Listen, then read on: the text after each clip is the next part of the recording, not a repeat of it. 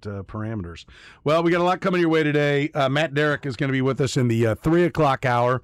Looking forward to talking some Chiefs football now that camp is open. We'll do it with Matt Derrick. 2-minute drill coming up in the 4 o'clock hour, and in the 5 o'clock hour, Jeff Passan will be here. The plan was to start baseball, but things changed. Eric Bieniemy, by now I think everybody has seen the story, is not with the Kansas City Chiefs. Was that me?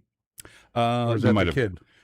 I sent something to you and Kyle. That may have been must have been me. Yeah. Let's see. Just a kind of a program That's audio right. alert. It's my failure to mute all the different devices.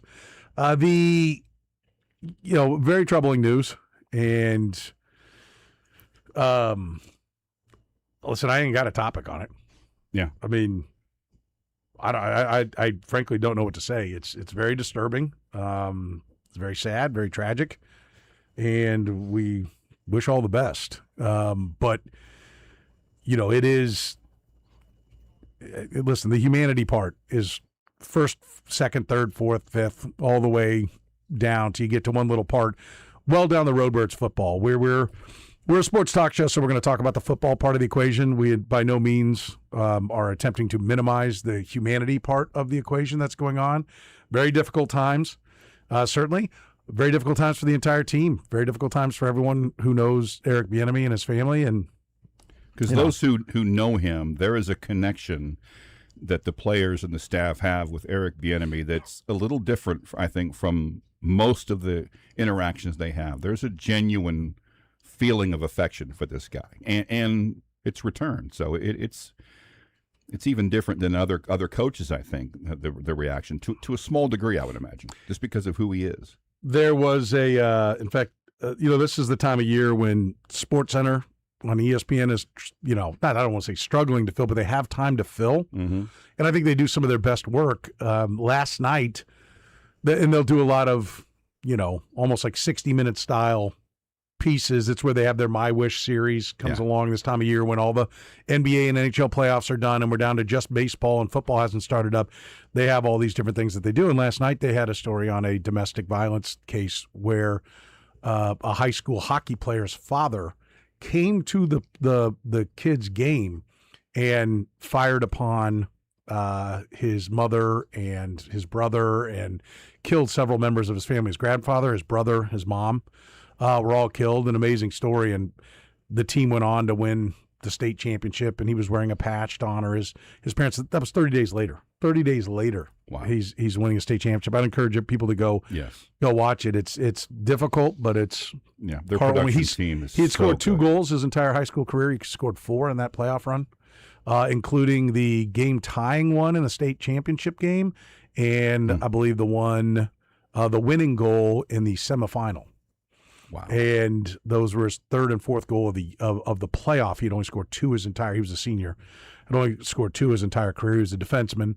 But just a difficult story. And unfortunately, these kind of stories of domestic violence and of gun violence are all too frequent. I'm sure part of it is because everything that happens now immediately gets sent out on multiple channels that we hear more than we've ever heard, but still all far too frequent. Don't have an answer for it. It's a difficult problem. I'm not even going to try to. That's not what we do. But I will tell you that, this has to be, just a tremendous distraction for the football team. I don't think there's any way it couldn't be. Is there? No. I mean, it's one thing because it's kind of twofold. There's been a tragedy within the organization with someone that people have affection for. That's beyond that. That's one thing. That's a side item.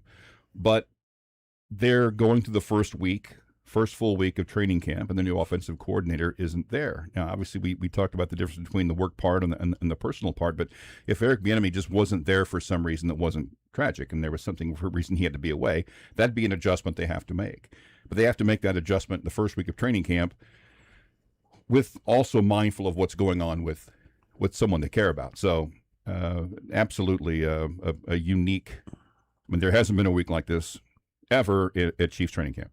No, And again, the humanity part is first and foremost. I want to underscore that. We're going to talk about the football part of the equation because that's what we do here. But I will say that Andy Reid is I'm sure never dealt with this, but he's dealt with a lot in that experience. And hopefully the construction of a really good coaching staff is how you get through it, right? But this is an important time. I mean, it's go time. They took one less week of OTAs because of the World Cup, and so didn't have as much install as they say. It's an important time, and you don't know when he's going to be back. It is a very difficult start to a season that the Chiefs are counting on being able to bounce back in a big way, because the idea of a bounce back is not 10-7 and back ass into a road wild card playoff loss. The idea of this team bouncing back when you have that quarterback and that head coach, bounce back as being a Super Bowl contender. And so anything that disrupts the schedule is an issue. We heard Andy Reid in the opening comments last Friday talk about how they did some things a little bit different, and he didn't like it. He said it didn't work well. And so we're going back to the way we used to do it. Well, he's already had a week lost of OTAs and mini camps because of the World Cup, and now he's without his offensive coordinator. And so I think, this is a difficult start for the Kansas City Chiefs. Patrick Mahomes ain't 22 anymore. He's an experienced quarterback. Joe Blaymeier's been with this organization with Andy Reid for a long time. It sounds like will step in and do the majority of the, in-person work that Eric Bieniemy was doing. I think having Chad O'Shea is really important this time because he's been a passing game coordinator in the past of his career. So the ability to step in and help fill Joel Blaymeier, who is the passing game coordinator, fill his role, you would assume some of that would fall on Chad O'Shea. And it's, in this situation, helpful that there are some organizations where the offensive coordinator kind of really does do everything on the offense. And this is a situation where, to whatever degree, Andy Reid is the overseer of the offensive system. So Eric Bieniemy has a specific role, and it's an important role. But it is something they can work around with, not just the people you mentioned, but the fact that Andy Reid has basically controlled this offense since he got to Kansas City, 13 years ago. And that's what what is the role of offensive coordinator with Andy Reid? Then and now. Has it changed? Has it adjusted? I mean, I think we've talked about that. At 67 years old, I think he's got to should have already begun, but needs to begin transitioning to more of a CEO type and somebody that's got more people around him doing more things with him overseeing it and less of him hands-on. And if that was the process that was taking shape here with Eric Bieniemy, then that process now gets set back. Yep.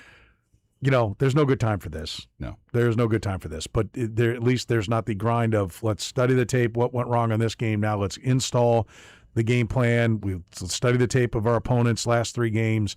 We've talked about, I think Andy Reid burns the candles at both ends and then sets that burning two-ended candle on top of a fire on Sunday night and is exhausted by the time we see him. He looks exhausted to me by the time we see him. Yes, for sure. On Mondays. And so, at least it's not that time of the year, but this will test the Chiefs. It'll test their preparation. It'll test their offseason because now they're down one of the guys that they themselves have talked a lot about being one of the reasons why they're excited and think they're going to put things back to the way it was, and now they're down. Now they're without that man for at least some time. I didn't follow them as closely over the weekend as I maybe would have had I not been coming off vacation. I did, though, and I saw a lot was film, was tape of Eric Bieniemy and how he reacts with players in practice and how everyone was like, well, that's new. That's good to have that back.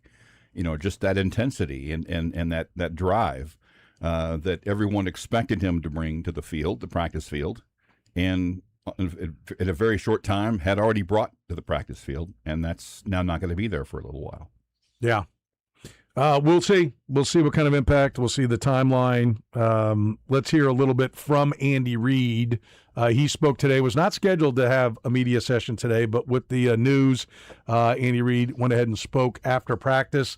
He opened up by talking about his feelings for Bieniemy following this incident. Our hearts go out to Eric Bieniemy and his family. Thoughts and prayers are with them. I can't get into details on it. but things happen sometimes, and Eric will work through it. He's got a great support group here, as does his family, as needed, and then we'll just let time take care of it from there. We all love EB, and you hate seeing these kind of things happen, but it's there's always a blessing in there somewhere, and so I know things will work out. He's got a great support staff, support system. Sure. I think he said, here and around. You hope so, because now's the time when he needs it. One more from Andy Reid. He, of course, was asked about the timeline of Bieniemy's potential return. Yeah, there's not on these things. Real life, so you take care of that, and that becomes important. Joe Blameyer is our pass game coordinator, and he'll be involved there. Obviously, coordinate, and as heck is the run game coordinator. So we'll be able to keep it moving here. But the most important thing is that EB, when has an opportunity to spend some time there and take care of that business. And you lose that extra set of eyes on the practice field. Blameyer will assume that role, but you got a hands-on teach and grab in the moment. You're not looking at something else when you're explaining something to a person, and now you lose Blameyer, who's looking at the overall picture. He can't do everything he was doing and everything Eric Bieniemy was doing at the same time. Yeah, so it's it's no doubt a difficult time for the football team, but not one that can't be overcome. Yeah. And I listen, and this is not an accusation. I do think no matter what your job is, we all have to figure out the time that we're doing something that we're trying to be productive towards, achieving whatever goals our job requires us. There are times that I grind through something and I spend 40 minutes on a spreadsheet, and at the end I go, it's not really helpful.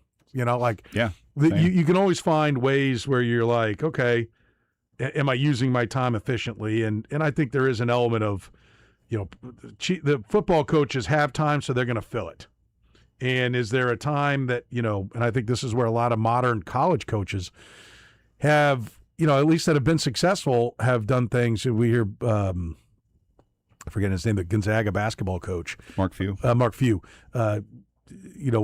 Gary Parrish has told us that, he does not have his coaches there all night and watching tape and all that. He wants them home. He wants them refreshed. He wants them coming in ready to go. Gonzaga's had great success, albeit in a small league, but they've had great success. The hope is that maybe there's some stuff that they're grinding through because they want to do that now can go by the wayside that really isn't that important. I don't know. But a difficult situation, and certainly a big distraction for the football team. I don't think there's any way you can get around that. No, it's we've discussed this in other areas and other situations before. If there was a staff and a roster that is the most capable of absorbing something like this and getting the most out of it, it would be this team. It's Andy Reid, it's Patrick Mahomes. The veteran presences on this team, I think, will keep things in line in the interim. You couldn't have a better situation, I think, as an NFL team than that. It isn't like if there's a first-year coach and they're bringing in someone new. If it was the Raiders. The only thing I would say is DeMarco Murray's coming from college as a running back coach, and having Eric Bieniemy there to be over his shoulder, I think would be productive. So, they've got a brand-new running back room. They got a running back that they're assimilating into a new offense. And DeMarco Murray played in the league and coached at OU, but this is his first year in the Andy Reid system. So if there's one place that they're spread thin now, I think it'd be the running back coach. But Chad O'Shea's a veteran, although in his first season in the system. But I think he's a veteran. I think they should be okay at wide receiver. But running back, it's a little bit different. It's a little bit different. So I think certainly a difficult time for the Chiefs to start training camp this way. Got a long way to go. If you're going to go all the way to the Super Bowl, we're talking about February 10th or 11th? Is that when the Super Bowl is this year? One of the later ones. You get a long way to go. I mean, a lot of months of football, and now to have to deal with this kind of event around the team is certainly a difficult spot for the Chiefs. 913-810-810, Chiefs, Sporting, Royals, Missouri, K-State, KU, always a topic here in the program. We'll take your phone calls, 913-810-810. Get into the Royals over the weekend, get into the Royals leading up to the trade deadline, as we are now, 7 days? A week from today is the trade deadline, August 3rd, correct? Do I got that right? I think I got that right. I think you're right. It's either today or it's always on a Monday or Tuesday. Yes, 5 o'clock Central Time, Monday. Next Monday. Okay, so we're coming up to being just 1 week away from the trade deadline. We'll talk some Royals baseball. What do we want to see as far as that goes? You can grab a phone line right now, 913-3810810. You're in the program.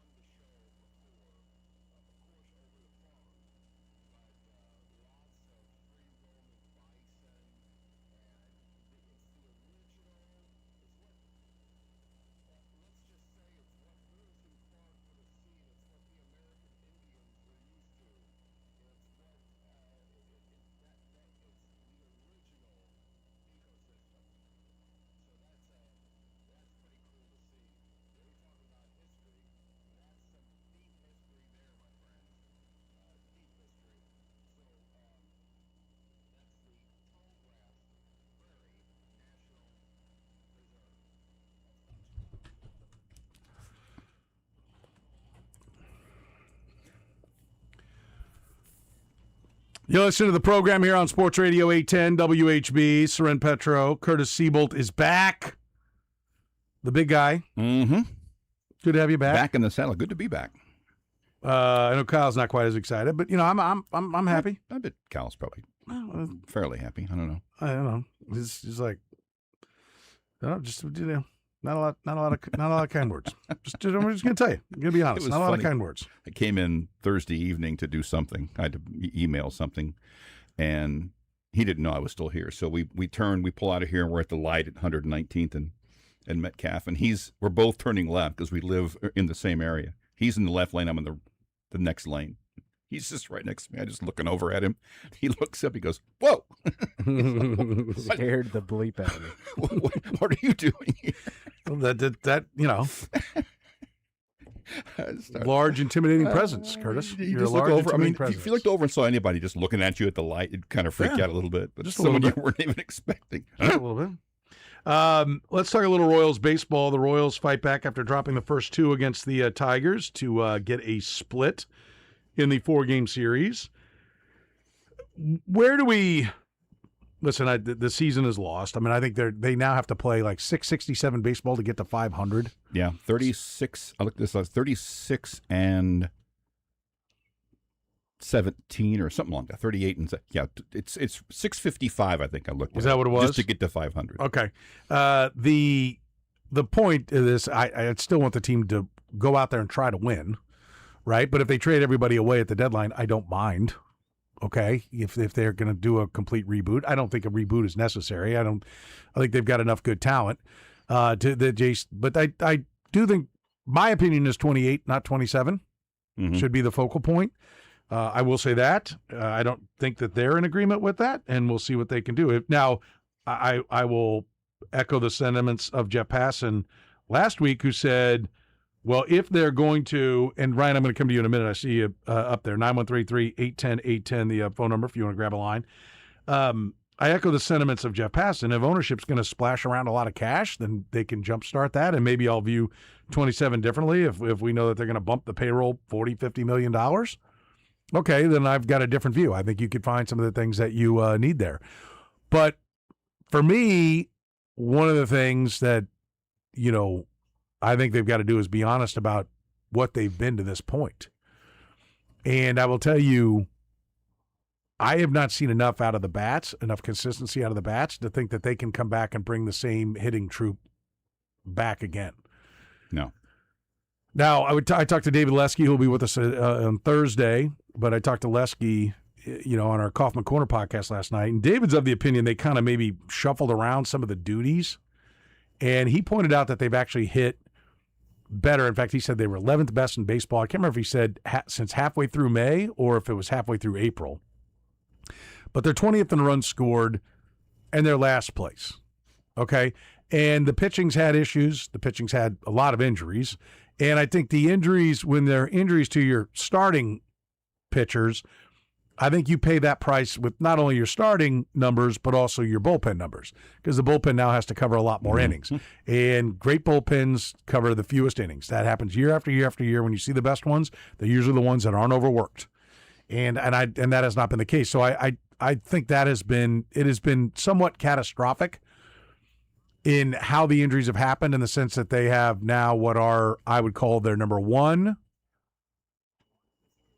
number 4, number 6, and number 7 starters all out, right? Like Burgert and Kolek were 6 and 7. 4 is Bubic. I'm not going to put him over Lugo or Waka.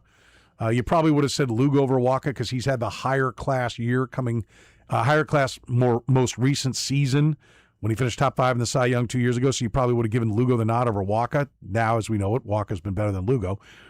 But when you lose that depth of pitching, when 2 and 4 go down and 6 and 7 are already down, now you're down to 8, which is Luinder Avila. And bullpen day. Yeah. So, if I'm misreading this on where they're at, okay, that's where I'm missing it, I'm not putting enough weight into how much that devastated them. And I'm sure there's even some carryover to the fact that, when pitchers are down, hitters press because they try to do too much. But there's been plenty of time when the hitters were healthy and they weren't hitting. And the concept of, Jack Caglione was hot for a little bit, but he hadn't been hot for a while. No, but a little over 500 or 520 OPS his last 24, since he had 6 homers in 5 games. Carter Jensen has been, hot and cold, which I get it for a young player, but I still say there should be a time. And Bobby Wood Jr., even to a degree, he had a sub 300 on base percentage his first year. Now, he came very quickly through the system from high school. I get all that. I'm not, he's an MVP caliber player. But even his power has regressed. They moved the fences in, and his power had regressed this year. He's not pushing past 30 home runs this year. And so, one of the things I hope that the thought process is, for me, either these players aren't as good as you thought they were, or they're not getting the right instruction and the right support to be all that they can be. But, Jack Caglione has immense power, and we're still seeing it here and there, Vinny Pasquantino's hurt now, but he wasn't hitting at all. No.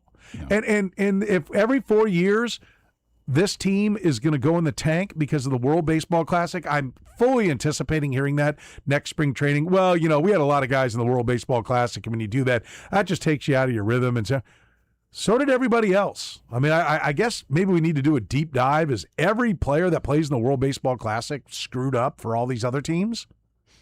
And why would that be? I guess because you ramp it up and expend too much energy when you're still in the startup process. I mean, again, if all of them are, okay, like the Madden cover jinx, I don't buy it till 9 guys in a row go down. It's like, I don't know what the hell it is. Is there something there? Is it because you try to live up to the cover and you overdo it, or you're trying to beat the I have no idea. But the one thing I want to be clear is, if you're going to make moves based upon guys that are in the big leagues or almost ready for the big leagues, and you're not looking at talent that's further away because you are convinced that you have to do everything to compete in 27, then you better be right. All right, I want to be clear about that. Then you need to compete in 27 because Lucas Duda was a waste of time. Yeah. And the Royals, when people like me are like, just blow it up, be bad, restock the system, send everybody out. And they didn't want to trade Salvi, and they wanted to tape it together with fringy players, and they still lost 100 games. And there's nothing worse than losing 100 games when you're trying to win. Now, those teams after their championship years, those were poorly constructed, period, end of discussion. This one, and Poyd is constructed partially because of departures. But you lived with that. You knew it was coming. And when you went all in for 14, 15, 16, and 17, and you didn't trade off anybody along the way, you could have traded Moose after 14, or you could have traded Moose after 14, Salvi after 15, and Hosmer after 16. You could have been doing it one at a time along the way, but you chose to go all in, so you knew what you were doing. You don't get the excuse of being like, well, we lost a lot of guys all at once. Yes, because you chose to do that. And likewise, what's going to make next year, and why I think this is such an important trade deadline coming up, is you're choosing to focus on 27. You've got a work stoppage looming, and you're saying at least the comments we've heard from the Royals is, we can't move pitching because we're going to need it next year. Okay, then you better pitch. Okay? Then you better pitch. If you're saying we need it because we're competing next year in 27, when you have fallen to the bottom of the division, then you must compete in 27. And the reason I bring this up is, forget about what Fatty Talk Show host thinks about your comments. Why would ownership continue to listen to what your vision is if your vision is constantly wrong? And so I think J.J. Piccolo's done a fantastic job. I think this year they've been devastated by injuries and bad luck. But I also think that 24 screwed them up. 24 was a fairy book year, a fairy tale season, because they weren't that far along. And they have treated the results of 24 like, no, we have a real core. And as long as we don't mess with that core, we're a really good team.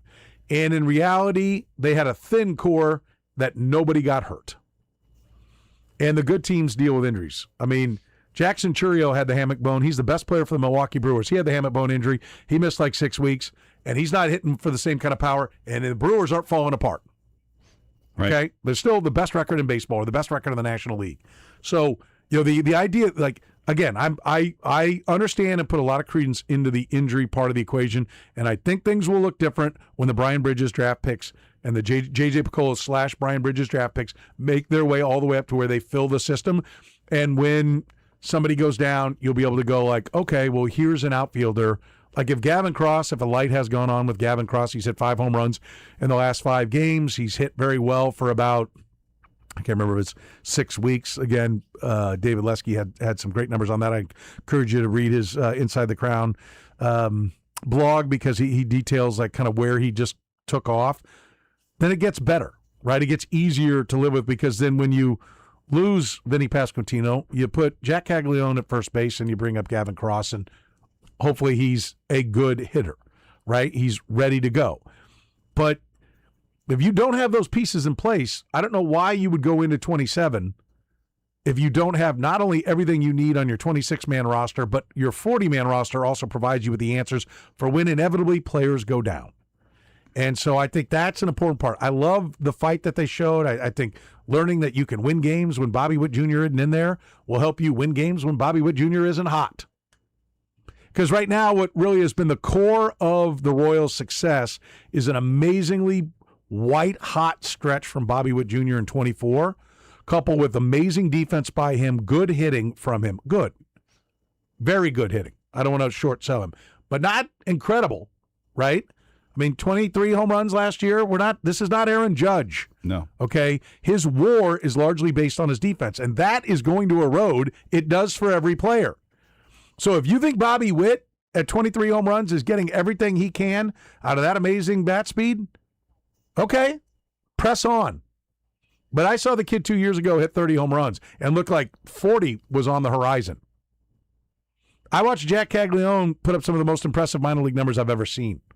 Put up epic shots. And we saw a week, 10 days of him look good in the big leagues. Otherwise, he seems to still be searching and not able to apply that immense power everywhere.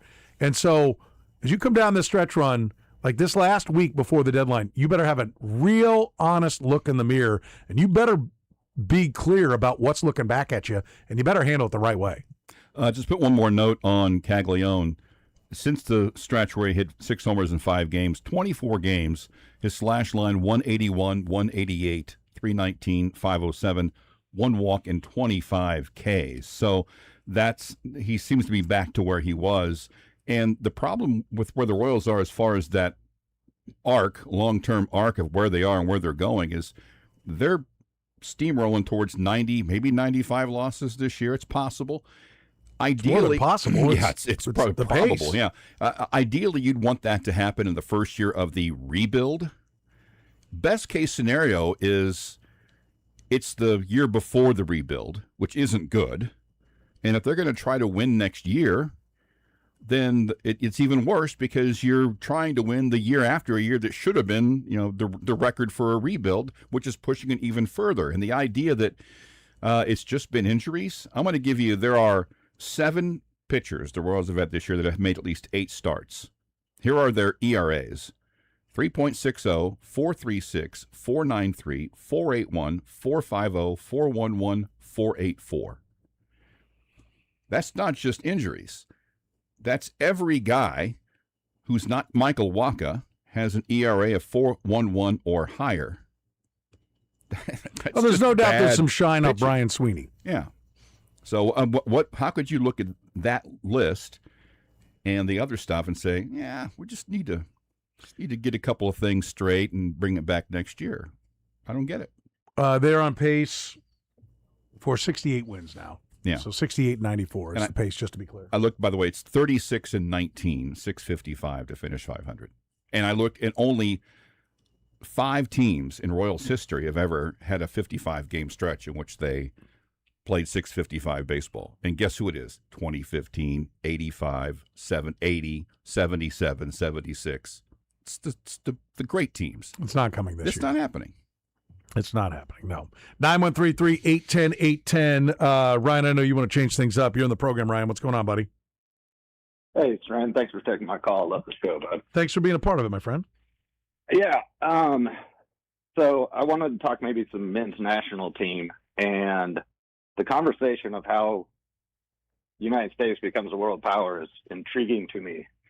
And if I was in charge of our national team, I would get with Netflix, follow our youth teams around. A lot of probably new soccer fans don't realize we have youth teams coming up and national teams.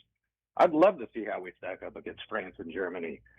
Negotiate with maybe an ESPN, a Fox, a CBS. Let's show every game, all of them. And every national team game? Yeah. They already do. Especially. They do. Where is that? Oh, it's that is like everything else, and actually even more than everything else. They're all over the place. I mean, they're on USA. They're on. I mean, it's like it'll be. I've got a calendar on my phone, and so I'll be looking down and be like, wait a minute, the U.S. national team's playing right now, and they've got a friendly with someone, and so then I Google where it is, where it can be seen, but I think that any of their friendlies and beyond are on some sort of streaming platform or over-the-air television. Does that include like the youth teams, or like could we watch our under 17? You know what? I think probably no. That does not include all of them. There are some of those that you will see, but there probably is if you go to like USA Soccer, and if there isn't, right, there should be a way to like stream those, and maybe there's even a payment. But right. Why is that the key?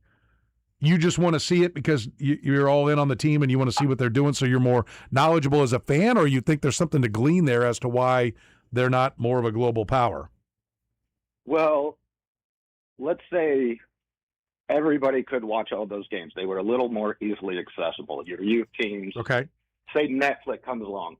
You're getting a lot more exposure. You're also getting kids who are going to watch that, a younger generation of fans that you can get to that sport.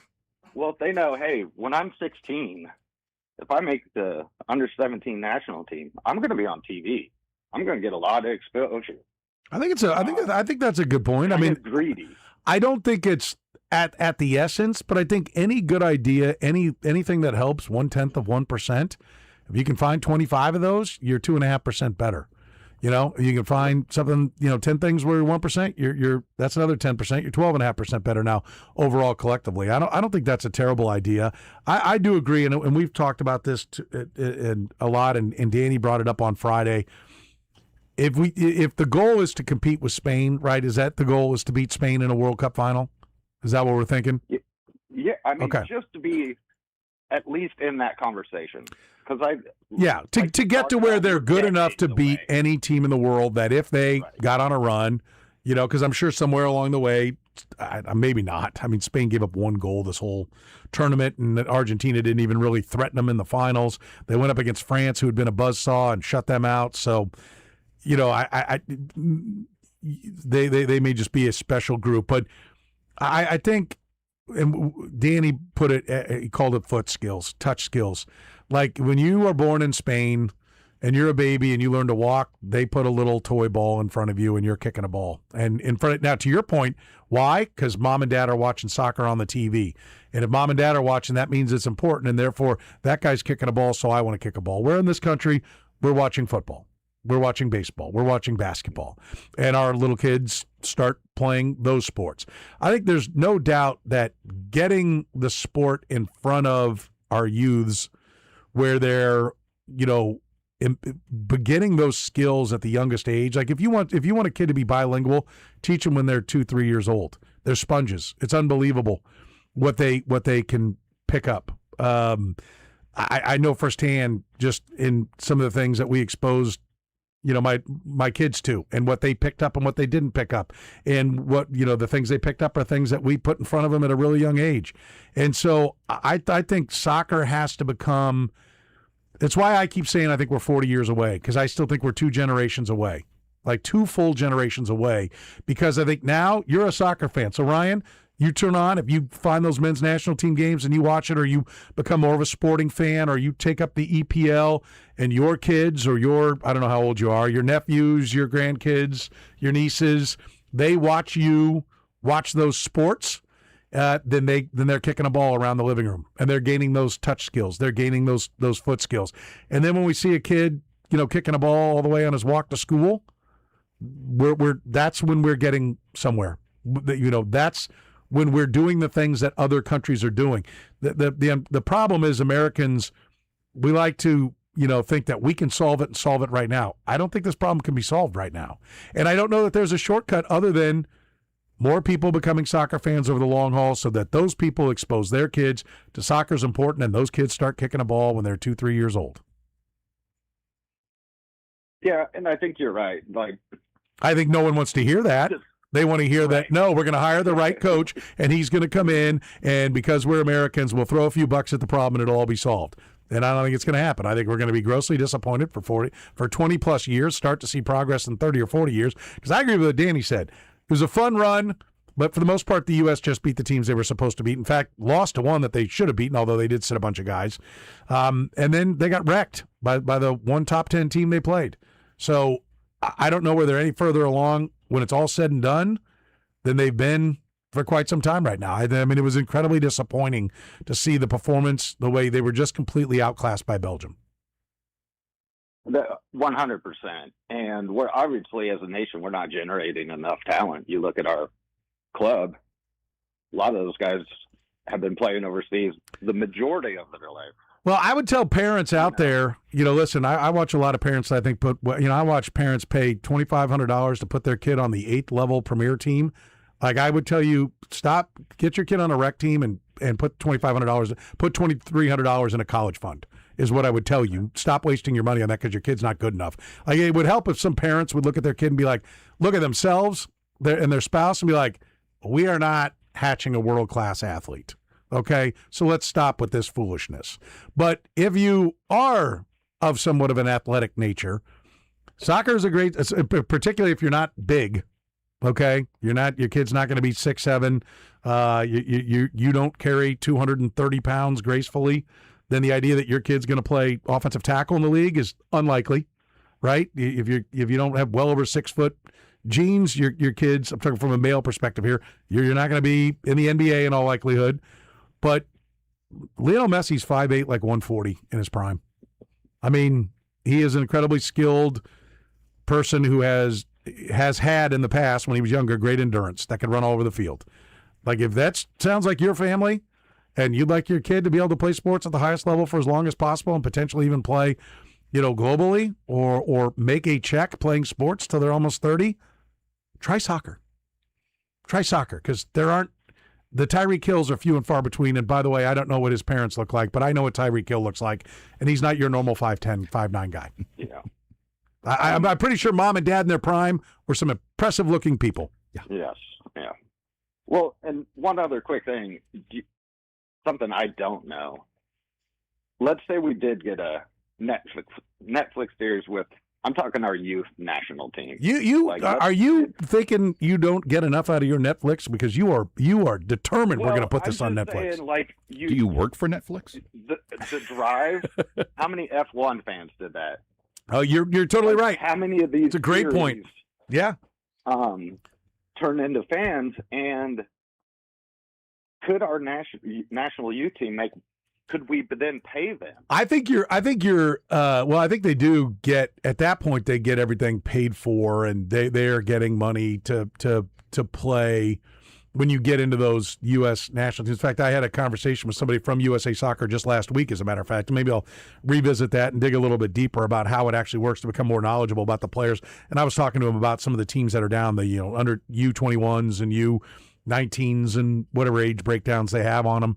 And we were kind of discussing that. And I think those all do play for that. But to your point about exposing people, and listen, if you've been on Netflix, which sounds like you have, they had a ton of, like, a Lionel Messi documentary and a Harry Kane documentary, and like they're all out there. Like, everybody's kind of that your point on Drive to Survive on how it blew up the F1. Everybody's doing that now. The PGA Tour has their full swing and thing that's behind the scenes on it. Everybody's doing it. There's plenty of soccer ones that you can get into and follow. And I think if the parents are into it, the kids are likely to be into it as well, and they're likely to play it at a younger age and aspire to doing those things. I doubt that Tyreek Hill's parents didn't like football. Right. I mean, I don't think there's any great professional athlete that their parents are like, I'm not really into what you're totally into. Like, I think the parents were probably into it. Like, I am a sports talk show host because my mom used to sit and cry every fall when the Yankees would beat the Royals in the playoffs. And she would, this is sexist, but it was my mom, and it was a different era. We would sit and watch the Chiefs, and she would yell, "Come on, ladies, let's go," because the Chiefs sucked back then. I mean, I became a sports fan because my mom was a sports fan and put that was on the TV in front of me. She loved it. I loved it. My passion for it grew, and so now this is what I do for a job. There's always somebody who influences you and sends you down that road. So I think getting more soccer fans in this country is a step in the right direction towards doing what you ultimately are talking about doing. And any way you can get more, like, exposure, putting all the games on out there, the backgrounds on the guys so that they become stars to you, so that you know who Max Verstappen and Lewis Hamilton, for the F1 people out there. You learn who those people are, and then you're invested in their story, and then you watch the races. Same thing. If we learn that there's a kid, we're watching the U19s, and we learn that this kid's a budding star, and this is what he's been through, and it's kind of a tough background, but he found it through soccer, and you hear that, well, I'm going to follow this kid. I'm going to watch him. And if you watch him, you'll put it in front of young people. The young people will watch it. They'll play the sport earlier. But I think that's how we get there. I don't think there's any shortcut. Yeah. And I mean, think how, as a bad baseball team, our minor leagues, how excited do we get when we have a Jack Caglione or somebody coming up? Like, we look forward to their, man, I can't wait till they bring him up. I mean, I think it's a great point. Thing, just at a national level. So, Ryan, I think it's a great point. I'm going to let you go, buddy. I appreciate it. I need to take a break here, but that is, I think it's a great point. And, our interest in our big league club makes us minor league baseball fans. Do we want to go down and necessarily watch 47 games in Omaha? No. But do we want to see Jack Caglianone's hitting bombs? Let's go on up to Omaha and take a look at what he's doing. Or let's go over to Northwest Arkansas and take a look at what he's doing. I got lots of friends that have done that. Oh, man, we're going to go over to a Naturals game. They're going to have, it's Caglianone's playing, and they're playing so-and-so who's got a really good prospect as well. Yep. I think getting the gambling on the soccer and the fantasy aspect of soccer, I would be juicing that up. If there's one thing I think MLS could do better is they could juice that. Because Dad's gambling on the game, he's watching the game. Yes. Dad's got a fantasy team, he's watching the game. I mean, I think that's one of the things that they can invest a little bit more to bring more interest into the sport. 913-3810810, you're in the program.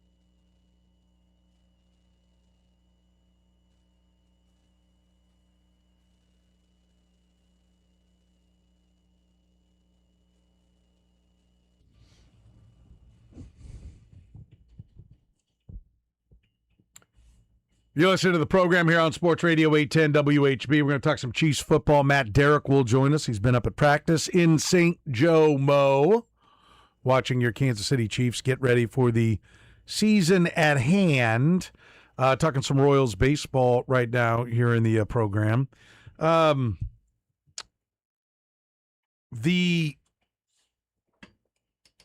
bullpen for the Royals, if they, which again I think has been compromised because of the injuries to the starting pitching. Yeah. But if they just picked up not all of them, because everyone's going to blow a save here or there, but how much do you think blowing a game more often than you should brings down the rest of the performance? Is it literally just, well, yes, we could have won it if our bullpen didn't tank it, but, and that's it. So we can just count those many games where, okay, The average save percentage is, when you count in the saves, the blown saves that come in like the 7th or 8th, when it's, guy came in with bases loaded and one out, and he let one run in, to me which was a tie, and that's a blown save. To me, a blown save is when if you get those 3 outs, you win the game, and you lose it. If you could go and say, okay, we make it league average, would you just be that many games better, or does the mental... Does the destruction of the loss late compound itself in other losses, other things elsewhere? I think it could because this is a team that I think they should realize that those are the games. Most of the games they're going to win, as they are currently set up, are games that are close. There's not a team that can go out and just walk away from teams. So whenever they have a game that they're in a situation to win and they let it go, I think that I can absolutely see that being more of a mental letdown than if they we blew this one, but we got a beefy lineup and a stud pitcher going tomorrow. Well, we can get right back on it. I think they know that they more than likely can't.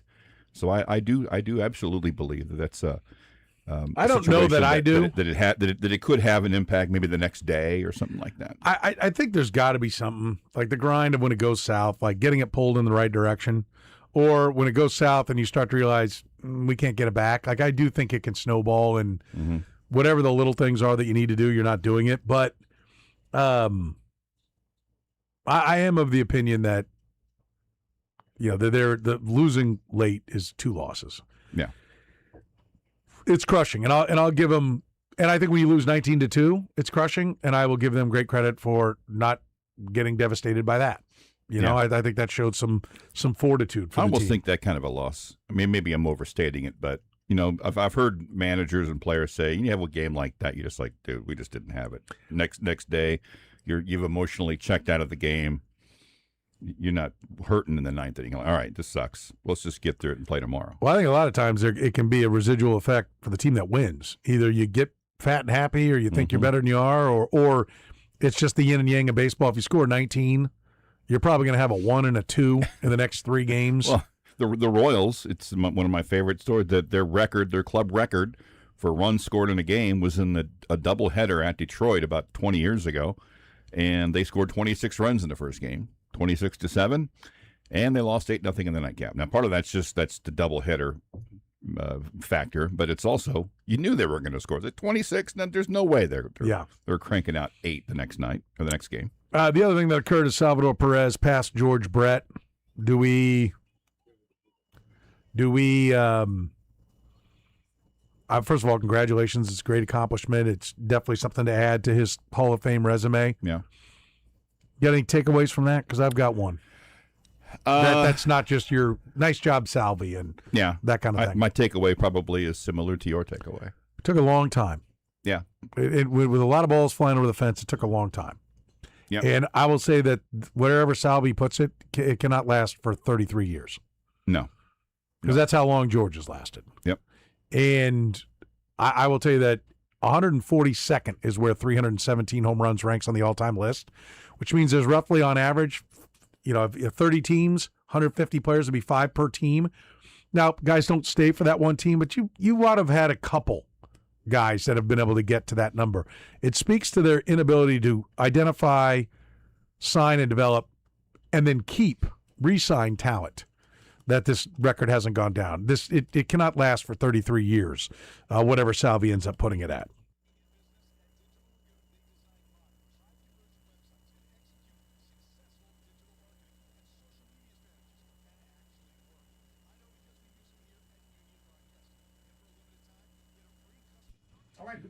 Who's the only Chief to have a pick 6 on Tom Brady? Brought to you by Twin Peaks.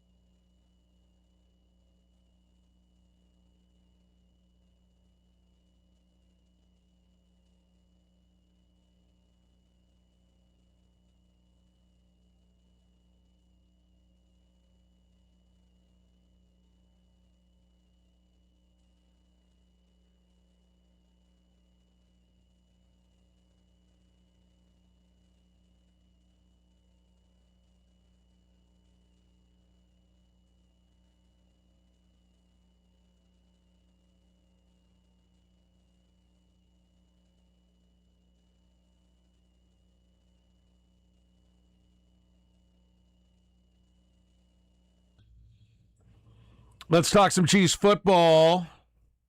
Matt Derrick joins us here in the program. Always a fun conversation as it's now hot and sweaty time up there in St. Joe. That's right, training camp is open. Rookies and quarterbacks are off and running. Matt Derrick brought to you by our friends at Gann Asphalt and Concrete for over 30 years. Gann Asphalt and Concrete has helped KC businesses maintain safe, professional-looking properties, whether you need asphalt paving, crack sealing, concrete repairs, or parking lot striping. Gann delivers quality work you can trust. Get them online at GannAsphalt.com and get your free estimate today. That's GannAsphalt.com. Let's welcome Matt Derrick to the program. Matt, how are you, buddy? Doing reasonably well. It was a little bit cooler in St. Joe today. I think the heat index only got up to like maybe 108 or something. So Okay. There was a breeze and everything. I mean, you can't beat that. No, you can't. Not really, but yes, we'll let you try to convince yourself it's not bad. I can't wait to get up there to the sweat bath. Let's talk a little bit about the very sad, very, very troubling news about Eric Bieniemy. Look, it's first and foremost as the family, and we're all thinking of the Bieniemy family, and you know that's number one, the human part of it. We talk about sports here, so we want to first and say that we are thinking of the family and friends and everybody involved in that.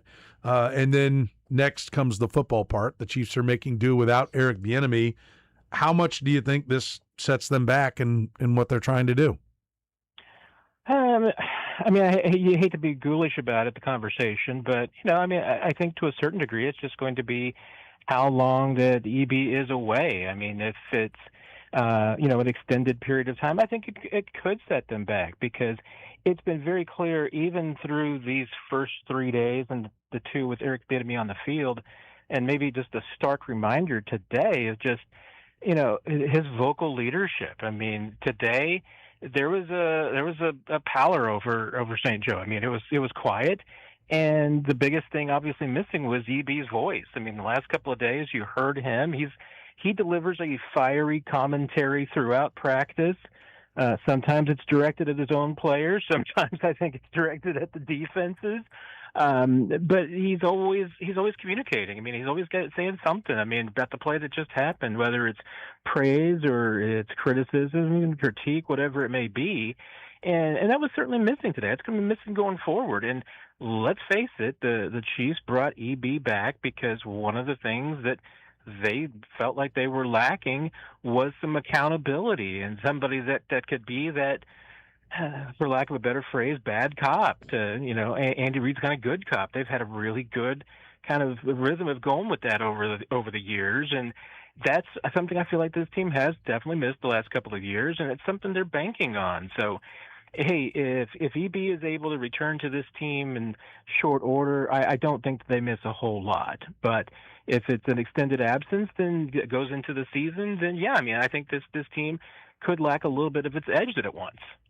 Yeah. How do they, obviously they brought him in because they think he brings something to the table. You can have people fill in his role. Blameyer is going to kind of step up into that role on the field. And I'm sure a lot of the on-field stuff that Blameyer does is more just kind of taking it all in and evaluating how it's all looking and then going and applying it in meetings and film rooms and things like that and with the coach. But now you lose that set of eyes. I mean, that was watching how the overall process was going. Now he's got to drill down on individuals and see the individual moments and take time to coach all that. I mean, my assumption is if you're a really good staff, if you've got everything in order, that as long as he's not gone for a long time, and we have literally no idea how long he will be gone, as long as you're not gone for a really long time, that I would think that everybody could kind of pitch in and fill in. Is there a date where you say, okay, this is where it really starts to get critical? Is it when the veterans report? Is it before the first preseason game when you got to start knocking out tape on that in addition to all the practice tape? Is there a spot in camp where you go, okay, it's going to really, and again, it's secondary and he'll be back when it's time for him to be back. No one's saying he should rush back, but just when you think it becomes even more critical that he's not here. Yeah, I mean, I to a degree, I mean, I feel like who's filling in for EB conversation is kind of missing the point a little bit of it, because Andy Reid in his answer today, I mean, he didn't really give much of an answer to it. I mean, he said, "Hey, Joe Blameyer's the pass game coordinator. Andy Heck's the run game coordinator. They'll take care of things." I mean, it's kind of inside football to ask, okay, well, who's going to be calling in the plays via the radio? I mean, it's interesting, but I don't know what's a big deal. The Chiefs, as detail-oriented as Andy Reid is, and I know EB is the same way, I mean, they know what they were going to do the rest of training camp. I mean, it's not like they don't know what EB had planned for them to do on Wednesday when the whole team's together. I mean, I'm reasonably confident that EB's got everything set for the rest of camp. But, when it gets down to closer to the season and they're starting to really, truly individually game planned, and I think that's when you would miss EB's voice. I think it's big now too, and even in the meetings that you're having in camp, because the offense is gonna be having meetings, and even on the field, again, like I talked about, having EB's voice giving you whether it's praise or it's criticism, having him with his critique is something that other guys don't deliver. It's not in the same way. It's probably not the same kind of criticism. The coaches in the front office, they have their staffs every night about, hey, who had good days, who had bad. I mean, I think they're going to miss EB's evaluations in that. I mean, that's part of the team building process and figuring out who this 53 is going to be. And you're not going to have his voice there for a little bit. So, again, I mean, I think it depends on how long he's gone. But, yes, the closer you get to the season beginning and I would say, like, a difference is probably when training camp ends. Because, I say that they know what they're going to be doing every day of camp. Had they detailed to the point of what do they do every day once they get back from St. Joe and they're getting ready for the season, I don't know. I can't speak to that. I mean, maybe that's when it starts to show, and by that point, if he's still gone, you would need to have a maybe interim offensive coordinator to help keep you going. Yeah, we don't know. Like you said, inside football, we don't know when they're gonna really kick in and start to feel it. What have been your thoughts? Let's transition away from that. And just what are your early thoughts about what we're seeing on the field with the limited number of players we have in camp?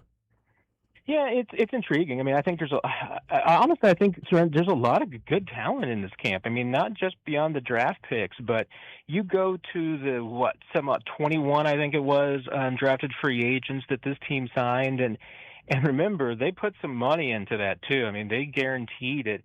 I think I saw some list that, may have had the Chiefs signing 5 or 6 of the top 10 free agent candidates after the draft. And we had one of the guys today, I'm trying to remember, I think it was Xavier Wampa, talking about he got called by the Chiefs in the 5th round. It said, look, if you go undrafted, we want you. So don't go anywhere. They went and got the guys that they wanted. And this is a team that I think increasingly, we talked about before, Soren, that, hey, this team may have 2 or 3 undrafted free agents that make this team, barring injuries. And now I think, they've got one injury that may already be adding to another.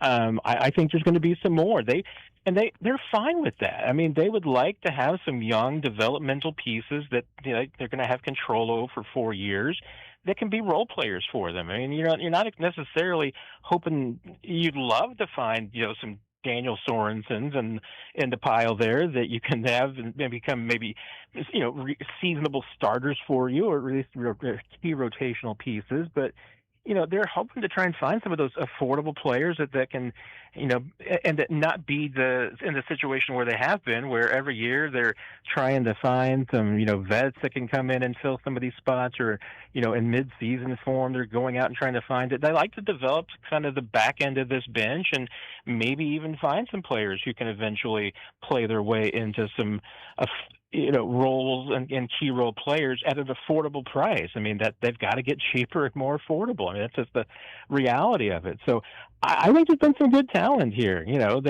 even so, they found some guys like, Andrew Armstrong's had a good camp, and he's, I think, a second-year player. He was, I think, the Dolphins last year, and he kicked with the Lions for a little bit. I think he's been pretty impressive, and that goes all the way back to rookie mini camp. Wampa is another player, defensive player that I think has been looking good. Chiefs always seem to find, linebackers and corners that they can develop, and at least in the special teams players and back of the bench guys, maybe you end up getting more, and they become a Jack Cochran and Cooper McDonald type players. So I think it's been interesting, and then the fact that they've got these 3 running backs in camp too, I think they all look good. I mean, if the Chiefs ended up, I don't think they're going to end up with 5 running backs on their team, but if they get some injuries, and all of a sudden you have to rely on an E.J. Smith or a Jaden Ott, I mean, I don't think those are bad players, and certainly the competition and Emmett Johnson in camp too. I think that's been raising the barrier for all of them. We're talking right now with Matt Derrick, Chiefs Digest. He is the publisher of Chiefs Digest. We did hear from Cyrus Allen today. How's he looking? That's a guy that his releases look really good when you see what he was doing at Cincinnati. They've spoken highly of him. It's a position of need. How are the early returns on what he's showing? Yeah, I'm still waiting for Cyrus Allen to have a bad day. I haven't seen one going back to rookie minicamp. I mean, he's just consistently stacked great performances, and it just seems like every day he's catching passes. He's in the right place. You don't see him making a lot of mistakes. He knows where to line up. He knows what to do. When we talked to him yesterday, and he mentioned, I saw him out there getting some one-on-one instruction from Andy Reid, and I'm like, what's he telling you in a situation like that? And he's getting into, he's talking to me about the pre-snap read, the adjustments. I mean, when you're a rookie and you're starting to talk like that, and your coach is starting to talk to you about those things, that's a pretty good sign. I mean, when you're not just talking about, hey, here's where you need to line up and here's your footwork. I mean, they're not concerned about that. I mean, this team has been pretty excited about what they've seen from Cyrus Allen and thinks that he can be a really good player. And I agree. I mean, again, he's not a burner, but he's against the type that the Chiefs have typically been going for at receiver. And I think it's a good thing because consistently they just seem to go out and want to get the fastest, most athletic guys, regardless of size, anything of that nature. And Cyrus Allen's not that guy. Cyrus Allen's just the guy that goes out, he catches the football, he hands it to the official at the end of the play. He's not, a 4.2 speed guy. He's not this just electric performer of any sort. I mean, I'm not saying he's just a stiff out there. He's a good athlete, to take it, but he's technically very, very sound already to this point in his career, and he's got good hands, and that's not something that usually the Chiefs favor. I mean, this is a guy that I feel like is against their type a little bit, but it's a type that they need. It's just a reliable possession kind of guy.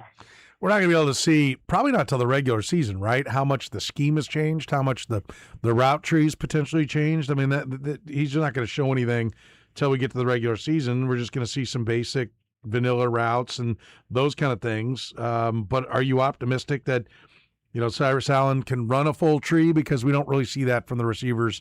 None of the 3 that are what you consider to be the starting 3 has really shown us that they've got the whole tree in their arsenal. Yeah, I mean, I'd probably say that the least number of routes or diversity of routes that I've seen from Cyrus, I know he's run a few deep routes, but just strict 9 routes, fly routes, we just run in a straight line and try to beat some guys and get a deep ball.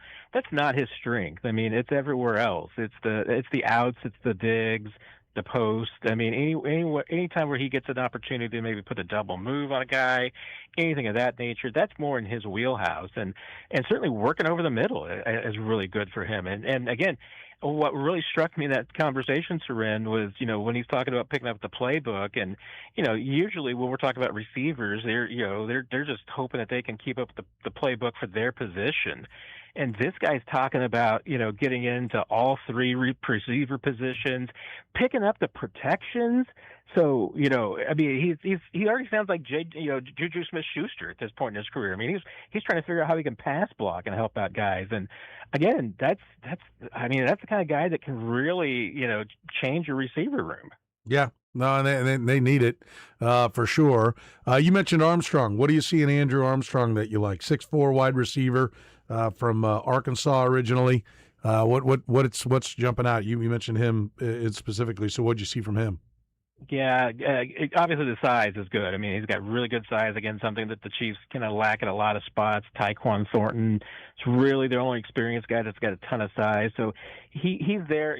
I think he's got really good hands. His route running needs a little polish, but it was pretty obvious even going back to the rookie mini camp that Chad O'Shea had kind of taken to this guy because, and now granted, he was the one veteran, that was out there for that rookie mini camp, but, he was using Andrew Armstrong as the example for the rest of the young rookies. It was like, okay, have Andrew do this, and then it's like, okay, now you guys do what he did. And that's a good thing to see. Like again, in a young receiver, really good hands. I mean, the only drop that I think I have really seen was he had one yesterday on a Patrick Mahomes no look pass into the end zone where he just seemed to teleport it through three defenders. And you could tell. I mean, Armstrong couldn't believe the ball got to him, so I think that's why he dropped it. But I don't think he's going to drop the next one because now that he's seen it and he understands what Patrick Mahomes can do, I don't think he's going to be surprised the next time that he puts one in his breadbasket in a situation like that. Yeah, no, I would agree. You better be sharp. You better be alert and ready because the ball could be coming from anywhere, anytime when you're playing with Patrick Mahomes, for sure. I think that's, something they all need to be ready for. We seen anything, since we got all the quarterbacks there, seen anything from Justin Fields? I feel like at this point it's been just an extension of OTAs a little bit. I think that the accuracy has been better. We talked about. I had some concerns about the accuracy of the backups during OTAs, and they had more opportunities than Mahomes did. And they were doing 11 on 11 then, which had none of that so far. So they had more opportunities, and the wind was terrible during most of OTAs in Kansas City. I mean, it seemed like it was blowing like 20 miles an hour or more every single day, and maybe it was floating a lot. I still see some high throws. I still see Fields and Nussmeier both just kind of sailing the ball a little bit. And again, you hope those things settle down. And I've seen a little bit more comfort from both of those guys. They're staying, and again, and we're talking 7-on-7, but these guys were scrambling in 7-on-7s during OTAs, and I'm not seeing that now. So that's a good thing. They both seem to be calming down a little bit. But, again, it's, you look at this and you're like, okay, well, there's an all-pro quarterback, and then, hey, here's a couple of, backups. Does Nussmeier look like he's on par with Fields right now? I would say no. I mean, I think Fields is still the superior quarterback. I think, for Chiefs fans, I see Nussmeier being a lot closer to Chris Oladokun than he is to Justin Fields. We'll see what happens in the long run. Again, I think, a lot of Fields, his best work is obviously probably going to be when they allow him to use his legs a little bit, and that's not something you see this time of year and when you're on 7-on-7s with a bunch of rookies. So I just think he still has the higher ceiling, but when you look at just delivery of the football, yeah, I mean, I still see more consistency from Justin Fields, even if both of them are still a little erratic at this point. You said at one point 2 or 3 of the undrafted you think could be making this club. I mean, that's the minimum, isn't it? I mean, as I look at it, because like we did our 53. I know we talked about this a while ago, and it's usually I'm trying to figure out what 3 or 4 guys I'm going to cut, and this year I was figuring out what 3 or 4 guys I'm going to add, because these guys are all on came up short. I mean, it's probably. I mean, they could have. What would you say is the max number of undrafted free agents we could be talking about?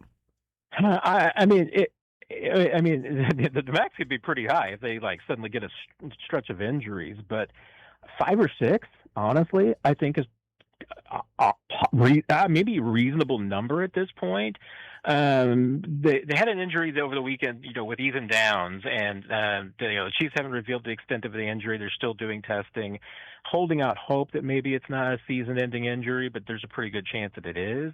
They were thin already at edge and at defensive end. So, barring going out and getting somebody at this point, that I think pretty much guarantees there's going to be an undrafted rookie edge on this team. I think there was already a pretty good chance of a defensive tackle making it. There's a lot of depth at corner. Xavier Wampa, that safety. I mean, I think there's definitely going to be an undrafted safety.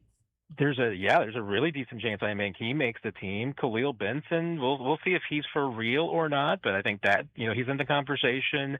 Linebacker, I think right now the best linebacker I've seen this team have is outside the returning guys is Cam Arnold. He's about the only one I think would give a big chance to, and he's not technically an undrafted free agent. He was a rookie last year, I believe, so he's a first-year player still. Offensively, outside Khalil Benson on the offensive line, I think they're pretty well set. There could be some receivers that, again, there's a lot of first-year guys that are ahead of them, but I've been impressed with Amari Evans from Washington. The Jesus, the little guy, the 5'7" kid. I mean, he stands out because he's so little, but he just keeps making plays too. I think he's a long shot, but he has to be in the conversation. And if Rashard Smith does not make this team, there might be even a couple of running backs. I think there's a really good chance that either E.J. Smith or Jaden Ott, especially depending on the special team situation, could make this team. Yeah, that's a good point. I mean, Rashard Smith needs to be able to cover kicks. If he can't cover kicks, then he can cover the waiver wire. Like that is part of it, because there are some core special teams guys that aren't back around. I mean, that, like we say it every year, but that's going to be one of the ways you have an idea about who's making this team and who isn't, is who we see out there on the special team side of things.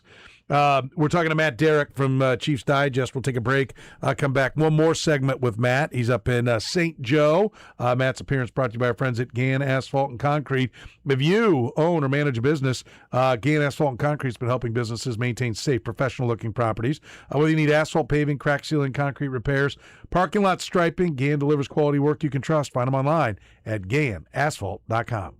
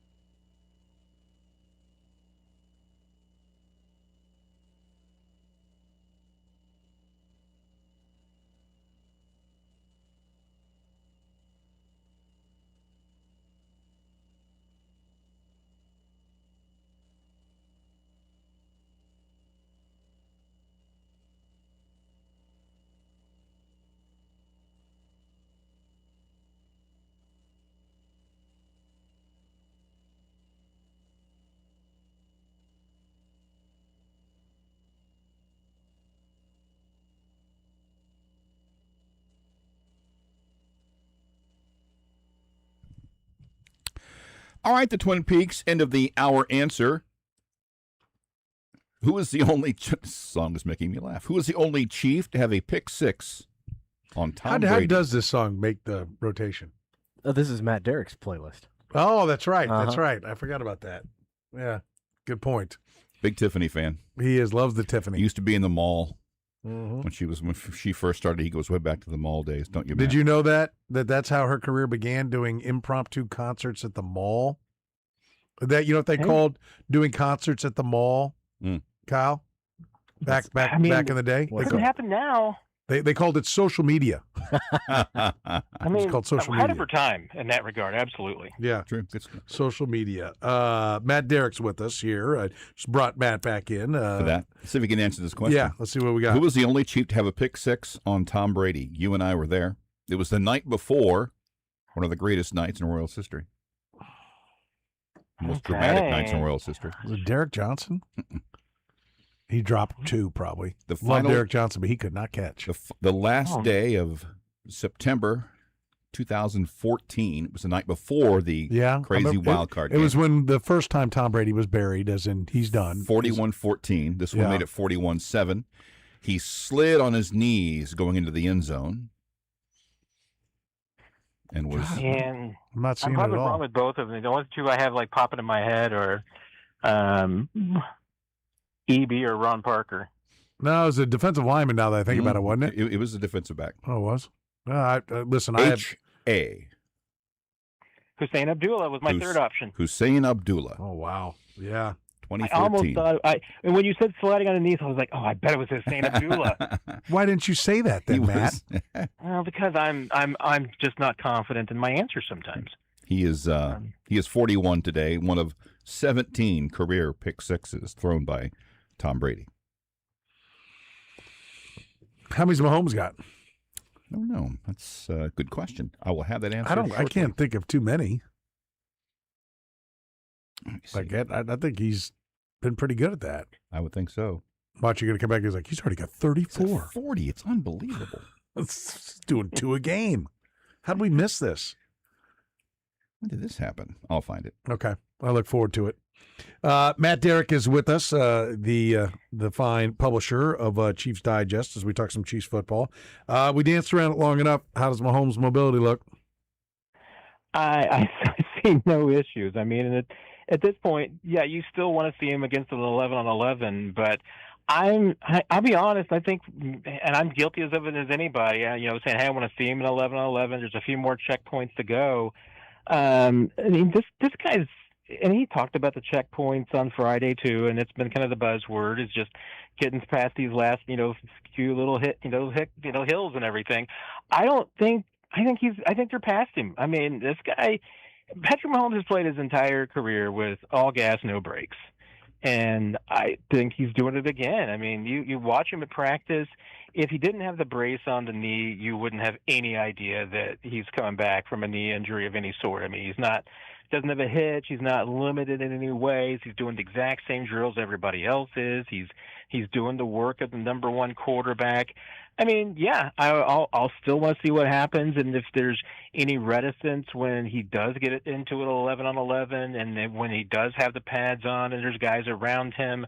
But I mean, this guy's played his entire career with no fear, so I still think it's going to be there, and he's, I think, having fun, and and like in his press conference, I think he acknowledged on Friday.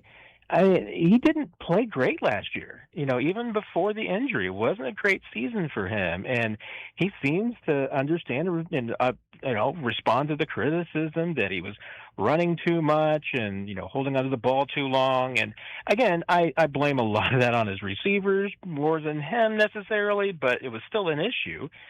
I don't think this guy, I mean, there can always be something that happens. He gets hit and he re-aggravates it, injures it again, whatever may happen. I just don't see this guy showing any signs whatsoever of that injury being in his head, and he doesn't really look like it's limiting him in any way as far as slowing him down or affecting his mobility. The under center portion, I mean, I know this is, largely a throwing camp right here, but are we seeing some signs that there's going to be more of that? I mean, I think we all feel like there is, but are we continuing to see that just to check that box along the way? Yeah, I think we're kind of projecting it there because I haven't seen really an increase in it myself. And like you said, it's a throwing camp. So, hey, I mean, are there moments? I mean, there's moments when there's just a center and a running back. They're doing running drills and they're running out, but they do that every year. I mean, it's not anything new. So, if anything, they don't really practice handing out a shotgun. It's just kind of normal. But hey, they will do drills running out from behind center, and that's typical.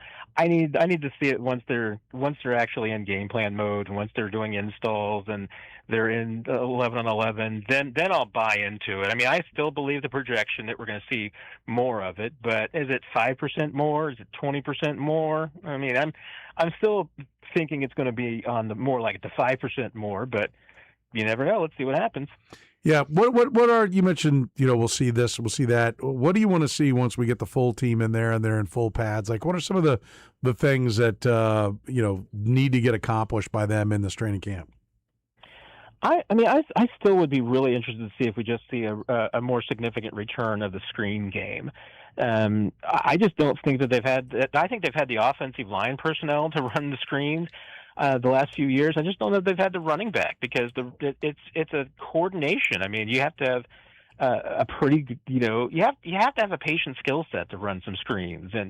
And I just don't think that Isaiah Pacheco had the ideal skill set because I think he runs too quickly. He wasn't a big set up your block kind of guy. Whereas, hey, Kenneth Walker is. I mean, he's the guy who's going to be pretty patient. And there's a choreography to the screen game that you have to have between your running back, quarterback, offensive line. And like I said, I mean, I think that the offensive line can do it. They've done it before.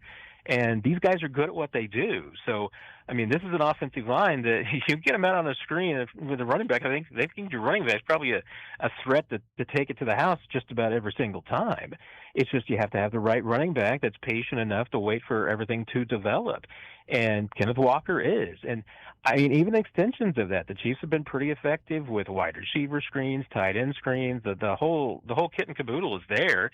I'll just be interested to see if they go back and more into it because – Andy Reid is revered for his screen game, and that's something that by and large has really gotten away from in the last few years. Well, when every route you throw is in the range of where the screener catches the ball, like safeties don't drop. I mean, that was their whole theory was they're going to take some shots over the top in an effort to back some people off. But, bubble screens and slants, that's what you get out of Rashee Rice. Xavier Worthy's most effective on the crossing routes. I mean, like, they're working the area where the screen is supposed to take place already.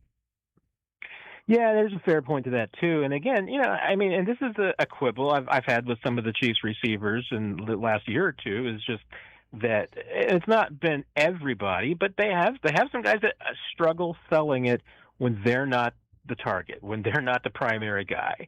And when you do that, I mean, you're just opening yourself up, to the defense just clamping down and ignoring you. And that's happened to lots of this team.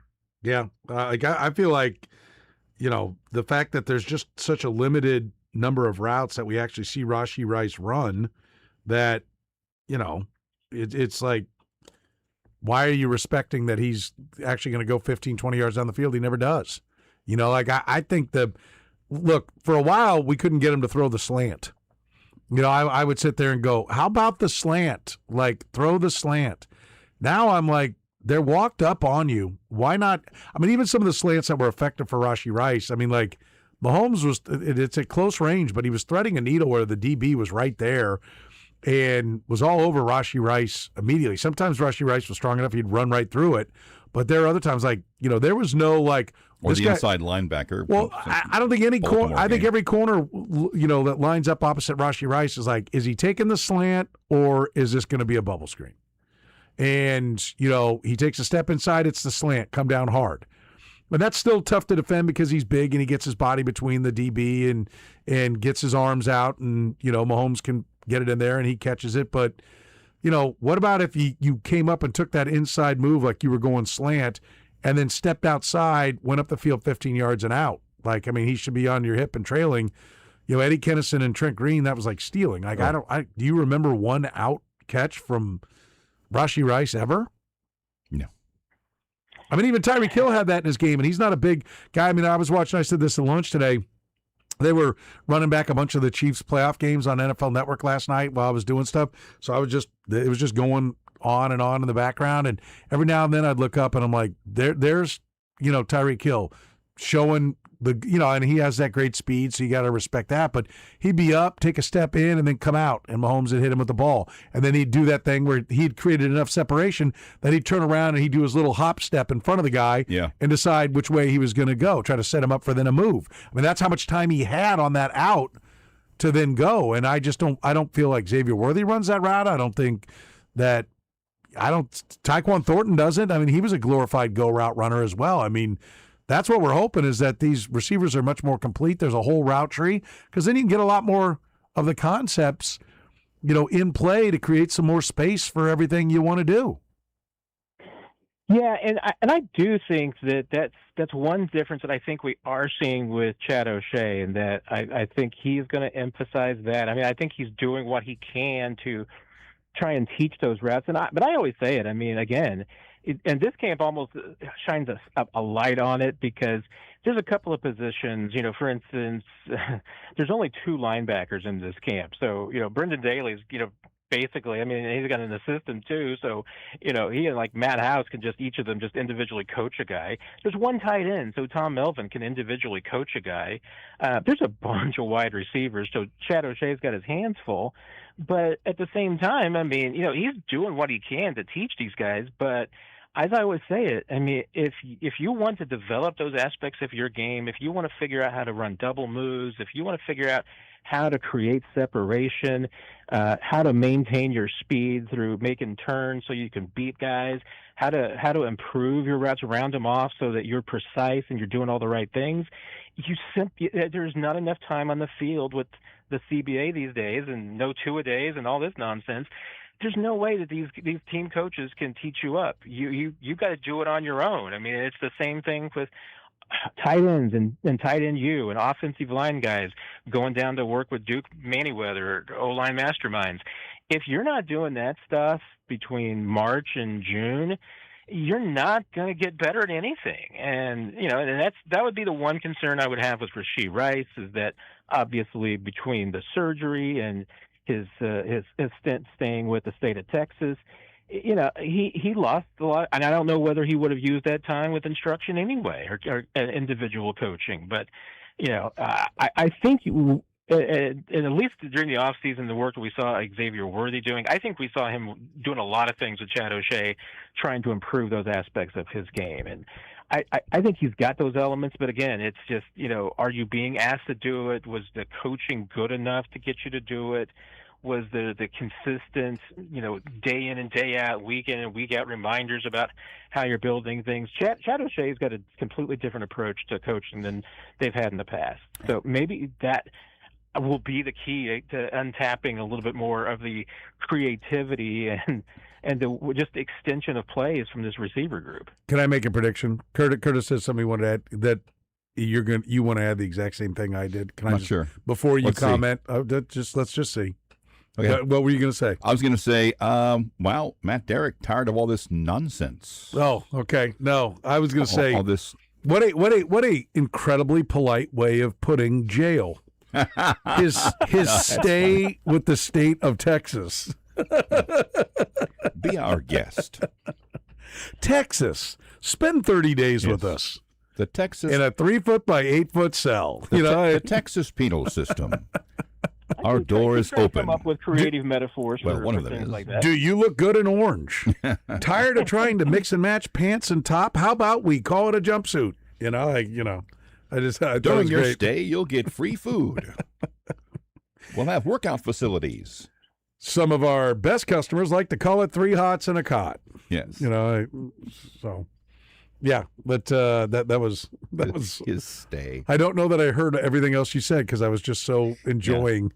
It was just in my head. Oh, his stay with the state of Texas, fantastic. Don't forget to leave a Yelp review. Yeah, 1 star. Just hope there's one thing that you can say that will stick with the audience, Soren, and it's like a golf. Yeah. Well. based upon the video we saw of him leaving, maybe a switch to DB is in the offing. The way he backpedaled out of there, I don't. Strong footwork. Everyone remember him backpedaling towards the camera to not be seen. Fluid hips. By the way, Kurtis has checked the pick sixes. How many did Brady have in his career? 17? 17. And how many does Pat have now? 5. 5. Yet another category where Patrick Mahomes is kicking the holy living crap out of Tom Brady's stats. One of them came last year. They had 99-yarder against the Jags, Devin Lloyd. 2 came in 23. Jack Jones of the Raiders. That was that game which they gave up 2 touchdowns on the offense in back-to-back plays, a fumble return and then a pick 6. The opener against the Lions on a tip ball off Kadarius Toney. That's Brian not even his Branch fault. went 50 yards. The Kadarius Toney frustration. Yes. Micah Hyde of the Bills back in 21. And the first one, that crazy 54-51 game, Samson Ebukam. That was basically plucked one out of the sky. I believe Ebukam and got their stuck to player his- of the game because that was one of the games that they were highlighting last night on NFL He Network. just reached up and is somehow stuck between his arm and his side. Yeah. 5. And then it wasn't a pick 6, but do you remember how that game ended? That 54-51 ended? I kind of. What? I mean, I think it ended with a kneel down technically, but what ended the Chiefs' final threat? Him having to fling one way down the field. Not way down the field, but Pretty far. it ended with him. He had a lot of time, but then the time started, and He got hit as he threw. He got hit as he threw, and so the ball just kind of sailed lame duckwise. And I don't know. number 22 for the Rams intercepted Marcus Peters. Marcus Peters. That's right. And I remember being like, "You've got to be kidding me! Please don't. This let that jackass happen. is going to get the joy of ending the game." It's still, at least at that time, I think it's still true. It's the only. Yeah, it has to be true. It's the only game in NFL history where both teams scored above 50. Yes. Third highest scoring game in the history of the league, right? I think It was. Yeah. Maybe at least it was then. Yeah. What 72-41 is still the highest scoring. Washington, New York Giants back in like 66. But they got the ball with 1:26, trailing 54-51. I mean, Had a the shot. expectation was it was going to be at least 54 all with an OT session, and we were going to get at least 6 more points, if not 7 more with a touchdown or 2 field goals and another 6 to end it. Yeah. That was Mahomes during his 3rd and 20 era. Yeah. I mean, it would be nice to see the offense get back to be grim yet. And what's that? He hadn't learned how to be grim yet. Yeah. Well, I mean, it was like 3rd and whatever is what. I mean, people had T-shirts that are like that. 3rd and whatever. It don't matter. Yeah. Like, it's kind of like blanket Tyreek down there somewhere. yeah. That was one of my favorites. I'd like to get back to those days. Same. Offensive football's fun. Sorry, Spagnuolo, but I like the offensive football. Look at offense is fun. Yeah. Look at piece together a respectable defense and let's go score at will. I mean, I do think that that's your best path. I know they won their 3rd championship in this era, the 4th for the franchise, with a team that really leaned much more on its defense than it did its offense. Particularly in the postseason. That defense was amazing in the postseason. But they and 2 years ago got back to the Super Bowl, won a conference championship that way. But I do believe the way to win in the NFL is to be able to score when you have to and score on time. And that means firepower. And they don't have it right now. I mean, that's we'll see what they do with the receivers. I mean, there's a lot on O'Shea and somebody like Cyrus Allen or an undrafted guy coming through, or a lot of growth from those first 3. But all of them are projection. Well, we think we have. Maybe he can do this. There's not one of those guys. The only guy that you can look at and go, I think I know what I'm going to get is Travis Kelce, and you're just hoping for a rebound for him. There's just nothing you can point to and go, that guy's going to have a big year. Well, the other thing is Kenneth Walker, like the running back position, there was a really good running back available, right? I bristle that, he's voted 9th by personnel guys, but he's a very good running back. They get to the end of this year, and it's a frustrating year again in whatever that might mean, an early exit after a 10-7 season and losing in a wild card game, or worse, 8-9, and boy, we got a long way to go. There's not going to be that knee-jerk reaction, well, let's just go sign this wideout. Because the teams don't let the wideouts get out there, right? Running back's a position that they let get out there because we've been talking for years that running backs aren't that important. So they were available and have been, all along. Now, I think they're going to become a little more scarce now that teams are saying, okay, they're all going small on defense, let's get big and run the ball. But there's not going to be Justin Jefferson's not coming up. No. The Bengals kept T. Higgins. That was the last best chance, it felt like, for a guy who was 2 on his team but could play like a 1. What wideout's going to get out there now? What wideout isn't signed right now? That's why the Rams spent on Devontae Adams at 33 years old. Yep. You got a name? You got Deebo Samuel and Stephon Diggs out there, but That's... do you want to mess with either of those guys right now? They're at no. I don't. I would be interested in taking a run at Deebo Samuel, but if they wanted to do that, they would have already done it. Yeah. And so I think, at least for this team, barring an injury, that ship has sailed. But Matt, I think what we're going to see is if they have one of those kind of years and they're picking 20, we're going to see 20 and a second to get up to 11 and take a wideout, right? That's probably what we're going to watch happen next. That's the trade up for next year's draft. Yeah. Well, maybe you're going to look back at this year's draft even and say, hey, maybe the Chiefs shouldn't have traded up to get Delane. Maybe they should have taken a wide receiver this year. But again, it's so much of it is getting the guy that fits what you need and what you want to do. I think we've seen it before. Look at what the Rams have done with a couple of guys. They took Cooper Kupp and Puka Nacua and have turned them into studs. Those guys weren't studs coming out of college that, were top 10 picks or anything. These are guys that just fit what they do and they run them. And we can see that with a lot of guys. They don't all have to be Tyreek, who just has this absolute incredible athleticism, or Jefferson. Those guys, if you're lucky enough to, back into them, great. But what your scouts have to be able to do is, if you want to really hit, you got to find those second, third, fourth, fifth round guys that just absolutely fit what you do. And maybe they're not the fastest guys in the world, most athletic guys, but they do everything else right. And most importantly, you don't have to teach them how to play wide receiver. You don't have time to teach anybody to play wide receiver these days.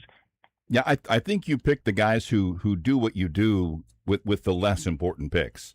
At 8, if the guy's a stud, he's a stud. You find a way to, make the most out of him. Maybe you tailor your system a bit to what he does. I don't think you walk away from a guy at 8 that you think's really good because he didn't fit exactly what you do. I think that's the barrier or the barometer you use for 3rd, 4th, 5th, 6th round picks. I think, I think as much as we want to say they've taken the best player available, I think this team and maybe most teams still draft way more on need than anybody wants to admit, which I'm okay with. As long as they go, look, there's these 4 guys, then there's these 5 guys, and then there's 6 of these wideouts that are all the same, and 7 of these tackles. As long as they would fess up and admit that, really after, the 85th pick in some drafts and about the 115th pick, they're all just college free agents. Yeah. If you would fess up to that, okay. But almost every GM, who they got, we had him top on our board, his top guy on our board. Yeah, 32 GMs didn't pick the guy who was top on their board. Which is more what I glean is the case. But I think most teams will tell you that they've got a list of what did Brett Veach tell us this year, Matt, was his board. I know John Dorsey used to kind of brag that he didn't like to go over I think it was 100 names. Mm-hmm. Yeah, and gosh, this year I think it was a fairly smaller number. I want to say it was maybe they had 180 on their board. Yeah. And again, that's kind of a low number for a lot of teams, and they didn't have it. Obviously they didn't have a ton of guys at the top of their board where they had first round grades on, which normally are fairly selected and limited. But you're right. You ask Brett Veach, I think in most years he's going to tell you that everybody agrees on about the first 60 players. And then after that, you might have a guy in the 3rd round that another team says is a 7th rounder. Yeah, I think at that point I like blondes. Well, I like brunettes. 6'1" and 6'1" and 5'8", 201 pounds, running a 4.57 40. What does that say to you for a wide receiver? 4.57. Not a burner. Well, it says to me that the Sounds Chiefs like spend too Jerry much Rice. time worrying about a 4-2-1 from Xavier Worthy because that's Puka Nacua. Yeah. Oh, yeah.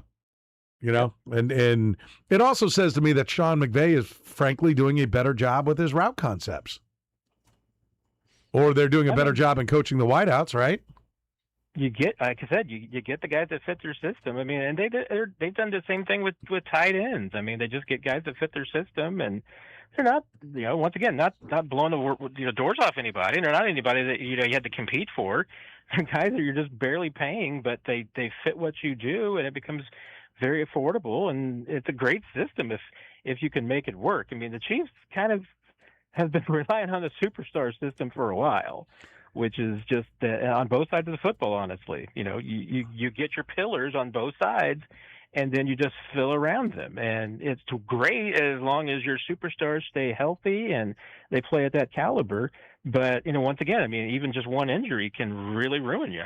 I don't know how. Because I'm getting the AI version that's surfing the net for this, this answer. But I want to compare something here. Like, if you want to dream a dream, all right, so Cyrus... dream a little. Yeah, and I know we need a break, so I'll get going here. Cyrus Allen, 5'11", 180, I'm trying to find his 40. 40-yard dash at his pro day, 4.47 to 4.49. Okay, I'm going to read you somebody. 5'10" and an eighth, 186, ran a 4.57 40. Okay, and was a fourth-round pick. Who am I talking about? I know Cyrus Allen was a fifth. This guy was a fourth. Oh, probably like Julian Edelman or something. Antonio Brown. Now, I'd like him to not want to, Cyrus Allen, to not have threatening conversations with moving van drivers and whatnot, and throw his shirt up in the crowd as he walks off the field. Backpedals off the field. But yeah, and Antonio Brown. Antonio Brown was a sixth-round pick. Wow. So if you want to dream a dream, people, Cyrus Allen. There you go. Is Antonio Brown without the head caseness. That's our dream right here. Championship. Matt, great stuff as always. We appreciate it. We'll talk to you next week. Sounds great, my friend. Take care. The program with Soren Petro. One take wonder. Weekdays from 2 to 6 on Sports Radio 810 WHB.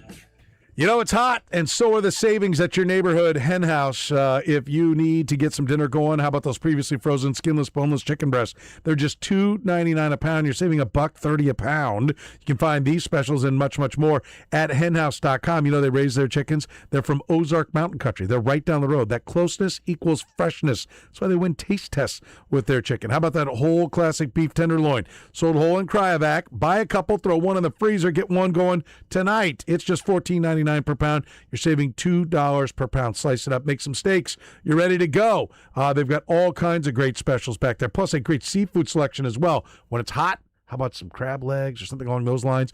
Get you a great, seafood selection. I think it's the most underrated part of what's going on back at the meat counter. How about the Conecuh smoked sausage? You get that out on the grill. Selected 16-ounce varieties. You save $1 on all those. Again, if you go to henhouse.com, you can see all these great specials at the meat counter, also at the middle of the store. There's always something that's on special. So make sure you got your Hen House card and get in there. Go to henhouse.com and check it out today. Right? All these specials are good through August 9th. So shop today at your neighborhood Hen House Market. Remember, Hen House is now 100% teammate owned. As a fitness coach, my active psoriatic arthritis can slow me down. With Skyrizi, risankizumab Riza, I'm treating my skin and joint symptoms so I can keep moving. Skyrizi, a prescription-only injection for adults, helps me move with less joint pain, stiffness, swelling, and fatigue. And for those who have plaque psoriasis, 90% clearer skin is possible. With Skyrizi, there's no daily dosing. It's just 4 doses a year after 2 starter doses. Don't use if allergic to Skyrizi. Serious allergic reactions, increased infections, or lower ability to fight them.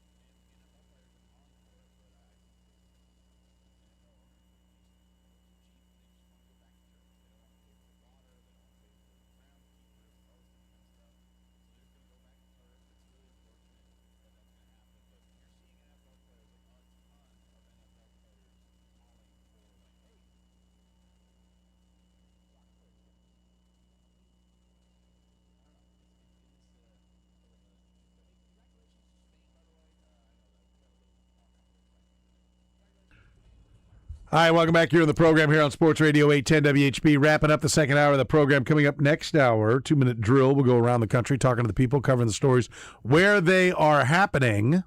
That is coming up. We still have Jeff Passan to come in the 5 o'clock hour as well. Love Passan. I missed him last week. Oh, well, he leaned up there like I don't know if you realize, when I'm not here, I don't listen to the show a lot. Although I heard some of you last week. I Okay. listened to you guys for a while. Hey, thanks, man. It's like I want to have vacation. I feel like if I'm listening to the show, I'm kind of working. Okay. Not really. No, I was going to say, are you really kind of working here? I haven't done much. He was today. still somewhat working because he did send me a couple topic ideas, earlier in the week. Yeah. A guest idea. Yeah. Ooh, we should get this guy on. Yeah, we're already talking about it. One time we were actually He talking about that. He was reading the thing. I'm looking at it right now. Okay. Yeah. Well, we see it. It's there. We got it. I'm still going to claim it if you book him. Got it all figured out. Our thanks to Matt Derrick talking some Chiefs training camp. The wide receiver is going to be an important part of the equation this year, and they need to step up one way or another, whether it's these guys stepping up or finding somebody else to do it. They've got to be better at that wide receiver position this year. And we've got, everybody coming in tomorrow, right? That's when the rest of this squad reports. I think it's tomorrow. I believe so. So we'll have full-on practice coming up next week. We'll take a break, come back. 2-minute drill is next.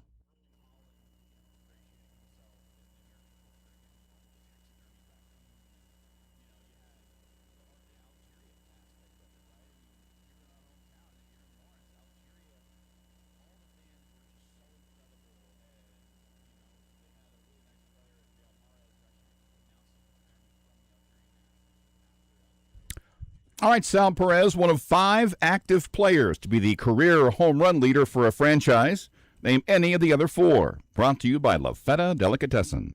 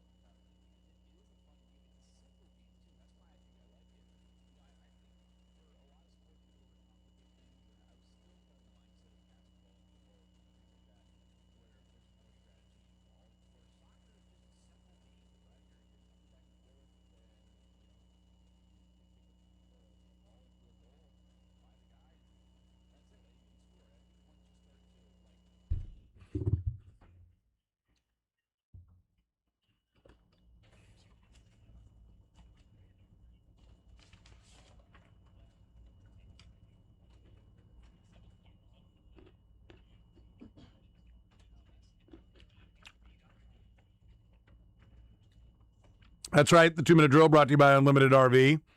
One of the top 50 RV dealers in the United States of America the last 5 years. Number 1 in Kansas City. Go see him. 2 locations. 4400 North Cobbler in Independence, down at the Lake of the Ozarks. It's 12 Hauser Road. Locally owned and operated, veteran-owned and operated as well. Josh and his team are absolutely fantastic. And don't forget about their mobile service. They have a wonderful, wonderful mobile service unit. Basically, they can come and do your warranty work right there. You don't even have to go to them. They can come to you. That's the kind of know-how, kind of knowledge, kind of service you get when you go to Unlimited RV. Find them online at unlimitedrv.com. All right, let's get things started here on The Drill. We begin in Philadelphia, Pennsylvania. That's where our man Eitan Shander, Fox 29 and OddShopper.com is. Eitan, how are you, buddy? Fantastic, Soren. Couldn't be better today. Hopefully all is well with you and yours. All is good here. And how about this Philadelphia 76ers makeover? First they acquire Jaylen Brown, then they add LeBron James. Where are Sixer fans right now? Elated, I would say. That's probably an understatement. And look, I think a lot of this, rightfully so, is who they brought in. Jaylen Brown, LeBron James, best player on a team that won a playoff series last year.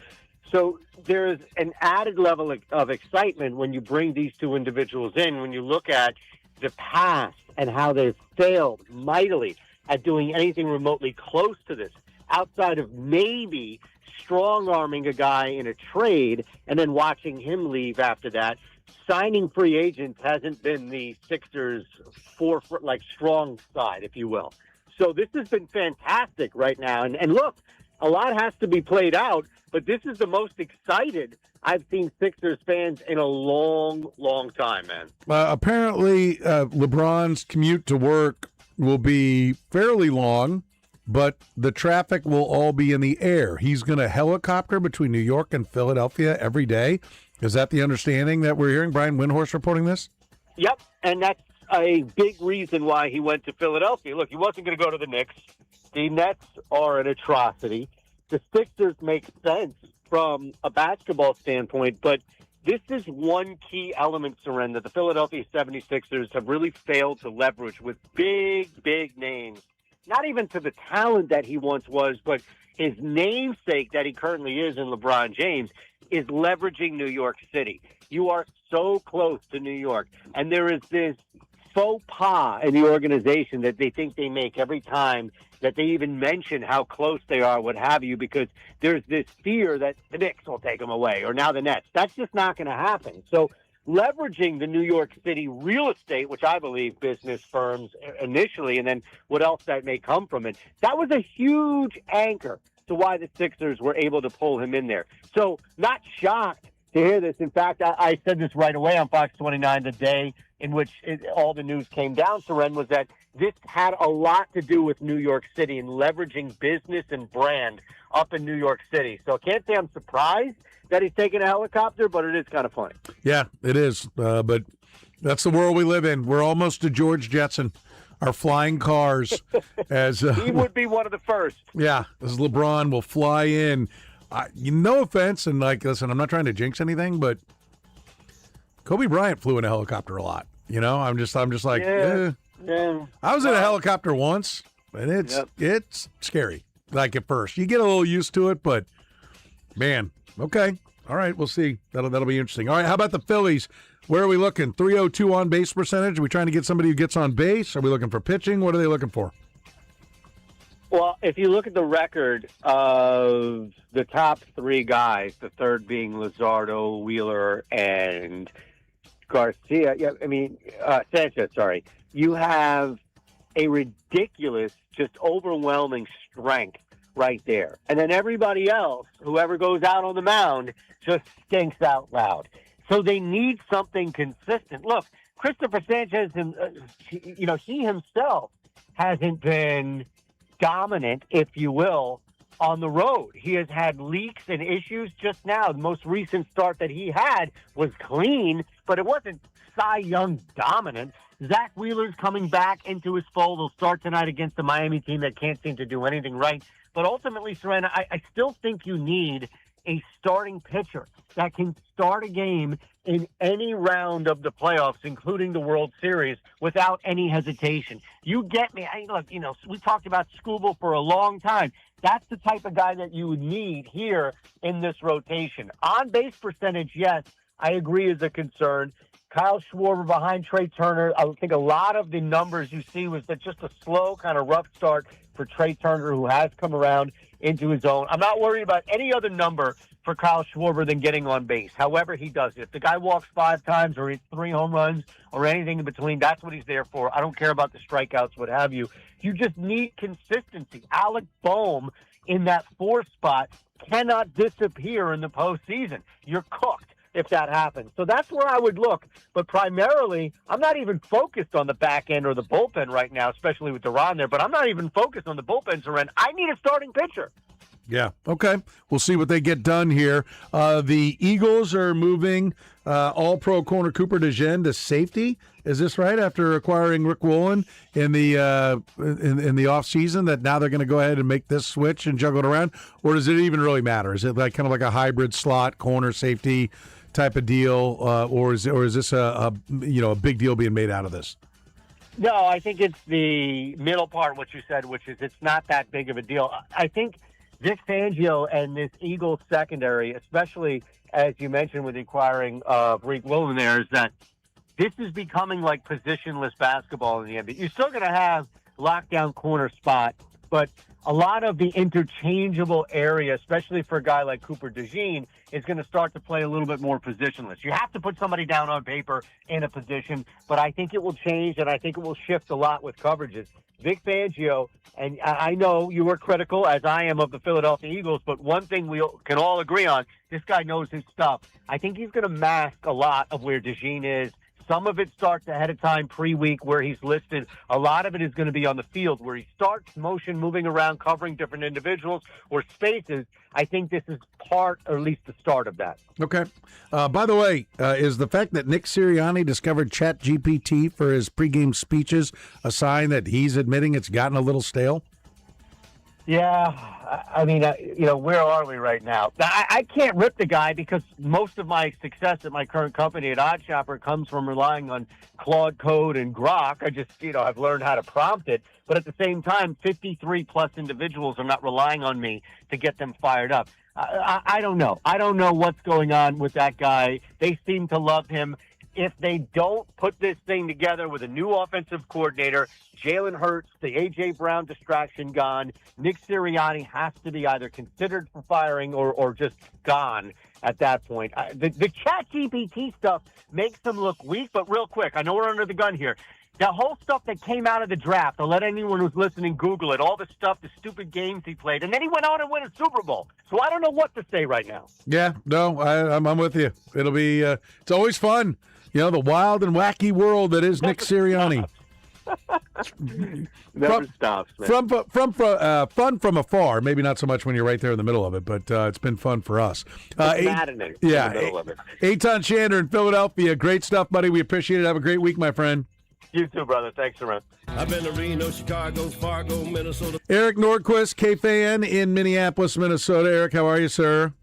I'm doing wonderful. How are you? Pretty good. What's been the reaction? LaMelo Ball, when he plays, is a very talented player. What's the reaction? We'll start first with getting him over to the T-Wolves and pairing him up with Anthony Edwards. Yeah, the reaction has been, the way you frame that up is the perfect way to describe how the conversation's been so far. When he's on the court, he with Anthony Edwards are going to do some things this upcoming season that you just haven't seen at Target Center. The other end of it, well, when he's on the court, he played 72 last year, but you could tell they had kind of a governor on his minutes, 28 minutes a game, I think it was. And prior to that, clearly the precedent had been set from toes and wrists and ankles and all sorts of different things that have kept him from being healthy. The fanfare, the projection, and what can be is largely positive. Now that we can stop pretending that LeBron was ever giving Minnesota any bit of a second thought to come and play here, now we do have to figure out how to fill out the roster, specifically at the 4 spot.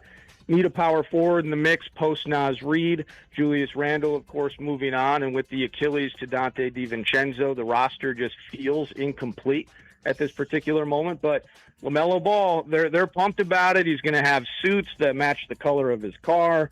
Watch out, Minneapolis, but it's going to be fun. It's going to be interesting, no doubt. Yeah, it is. The LeBron thing always felt kind of like, okay, he needs leverage, but I mean, he wasn't going for the most money. So if he just wanted to live in big markets, I mean, it really did seem like it was, only a couple of spots that he could land. That's unfortunate, because I think if you put LeBron with those two, that might be the best combination, right? That could take them to a pretty high level if you had all that. But we'll see. It'll be interesting with the two of them playing together, and if one basketball is enough for them to handle it all as they go forward. How about the Twins moving forward? 53 and 54. They say they're a buyer. Do you buy it? No, I do not buy it. But I think that the fan base wants to buy it, and I think they may even buy at the deadline. I think this is, if you look at FanGraphs and various projections, the Twins are kind of sitting exactly where they should be, which is middling, which a lot of the American League is. And you look in kind of that high 70s, maybe they end the season at 81 and 81. So sitting in that 500 range, it still feels like it has been an overproduction. That you look at what Derek Shelton has been able to get with the bag of bones, the scrap heap that has been the bullpen for the Minnesota Twins this year, a team that at one point led the American League in runs. But if you're looking at the standings, you're a Kansas City Royals fan, excited to see what they'll do against the Twins starting tomorrow in Minneapolis when it's like 1,000 degrees. You'll notice that we're minus 27 in the run differential. So offense has not been our problem. Pitching has been an issue. We saw some regression out of the break. They've now bounced back. They win 2 or 3 over the weekend. And here there is that optimism that, man, if you can get 2 or 3 against the Royals, let's look competent against Seattle into the weekend. If we're a game above 500, why not find ourselves some relievers that can patchwork that thing up? The starters, we only have 5 effective starters that are healthy on the team. Pablo Lopez, Mick Abel, David Festa, they're all done for the year. And again, just the injury issues abound, but they're speaking to that optimism that I think this team is a little bit better than even those inside the bowels of the Twins organization thought they would be. So if they get some good results over the next 5-6 days, I would not be surprised if Ryan Jeffers potentially is a conversation topic. I think they like having control over Joe Ryan in 2027. So I don't think they're going to rush to trade him over the next week unless it's just a sweetheart deal. The market for relievers is massive right now. You could pick dozens of names, I think, that could step in and produce. So I don't buy that it will result in good things, but I do buy that they may buy by Monday, if that makes sense. I do buy that they may buy. Okay. All right. Like for me, if I were looking at it, I'm like, Byron Buxton's kind of healthy. Let's move him. Let's cash it in. He's putting up big numbers. Let's cash out on this and get more dependability. Unless you're going to spend bigger money on your payroll, you need dependable players. Let the Brewers be your guide. Yeah, first of all, I'm totally with you on that. So Buxton, real quickly, he has a no move, and there's this undying loyalty that he has to this city. He's gone out of his way 2 or 3 different times, most recently at the All-Star break, saying, I ain't going anywhere. I'm a Twin for life. And I think Buxton, through the injury issues earlier in his career, shockingly, is a little banged up right now, as a matter of fact, but he's not going anywhere. He's not going to approve a move. Now, when you look at the end of the season, I mentioned Ryan Jeffers. It's a light market on catchers. He could garner some attention here over the next week. But they could also potentially move on from another guy, Caratini, give him a $24 million qualifying offer and keep him in the mix.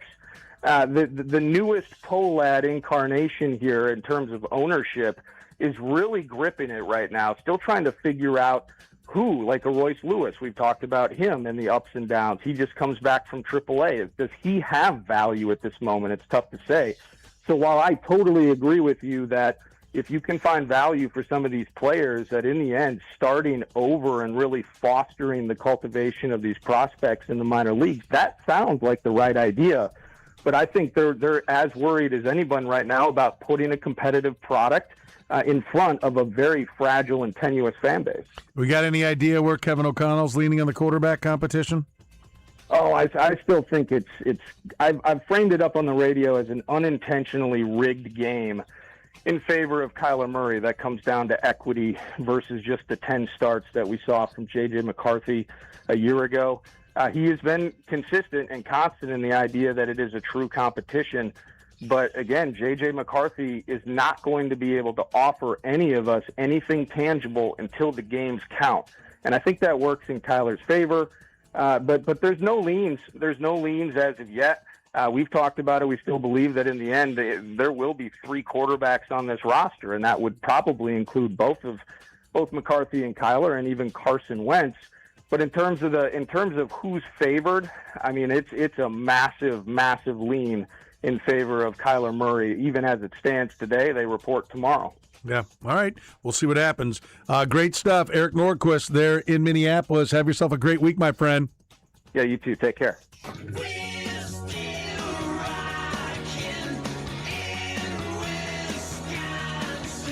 Josh DiMaggio, ESPN Milwaukee, and Milwaukee, Wisconsin's next. Josh, how are you, buddy? I'm doing fantastic. Thanks for having me. Yeah, appreciate it. Brewers just humming along, 66-39, first place in the National League Central, and some people saying maybe there's some interest in Terry Seaboldt. Could they actually full on go for it? Because we've seen them sell in this position in the past. What are we thinking the Brewers are going to do at this deadline? Yeah, reports are already that the Brewers have reached out to both the Tigers, and they've reached out to other teams to figure out if those prices are something they're willing to pay. The Brewers have 6 guys in the top 100 of all prospects in the MLB, and they have a few other guys that are going to be making their way onto that list by the end of the season, namely Andrew Fisher. I believe the Brewers will make an attempt. It just depends on how much the Dodgers are willing to pay or overpay, and if the Brewers feel comfortable making that move. Yeah, they could buy and sell, right? Do they have enough firepower pitching-wise, relief-wise, that they could sell off a couple of relievers? They moved Josh Hader, a similar situation a couple of years ago. I don't anticipate them to sell any pitching, any in the bullpen. I expect them to add a starter, add somebody in relief, and then look for potentially adding a power bat to the lineup. The Brewers are one of the worst teams at hitting home runs, despite their slugging numbers being decent. I wouldn't be surprised to see a name like Sal Frelick, who became a cult hero in Milwaukee last season, make his way out of town with the addition of Luis Lara, Cooper Pratt. There just simply isn't enough at-bats to go around for those guys. So if somebody is interested in a guy like Sal Frelick, I wouldn't be surprised to see him on another team after the trade deadline. Could I interest you in Michael Wacha having a fine season for the Kansas City Royals? If it's not Terry Seaboldt, there's not that many top-line starters, and Michael Wacha is more of a middle-of-the-rotation starter. We certainly recognize that around here, but he's been quality guy as well. Could we get some of those top 100 prospects for Michael Wacha? I would imagine the Brewers are going to be interested in somebody like Michael Wacha. The whole thing is they have Jacob Misiorowski, who's, really his first full year as a starter. He's about to surpass the amount of pitches, the amount of innings he's ever had in his career already. And we're just out of the All-Star break. And Kyle Harrison, who sort of came out of nowhere from the trade from the Boston Red Sox. Veteran leadership is something they're looking for in that room, and a guy that they can, rely on. Solid veteran leadership. I've heard a lot of names like Sonny Gray get thrown around. I do anticipate, if not Seaboldt, the Brewers will add somebody like Michael Wacha. Okay. All right. There you go. Just saying there's a chance.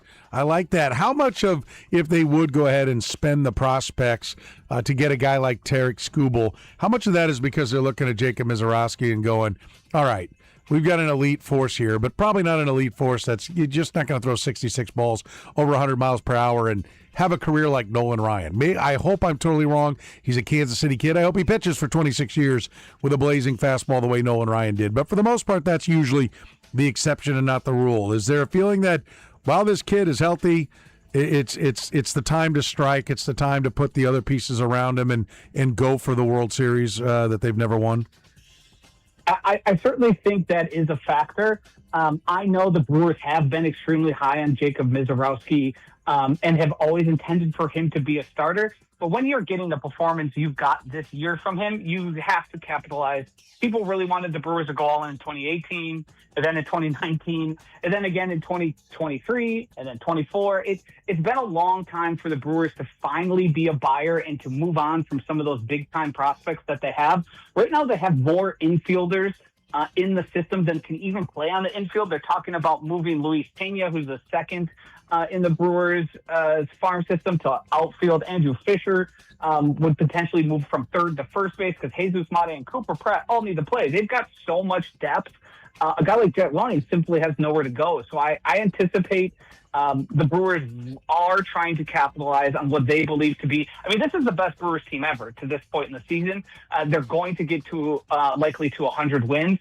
I think the time is finally now where all the cards seem to have aligned and they have the right team to go out and finally try and beat those Dodgers that are so scary to everyone out there. Yeah, and the Dodgers have their own injury issues, but man, I like. Has anybody talked about maybe having Misiorowski dial it back a little bit because of how hard he throws and how often he throws it that hard?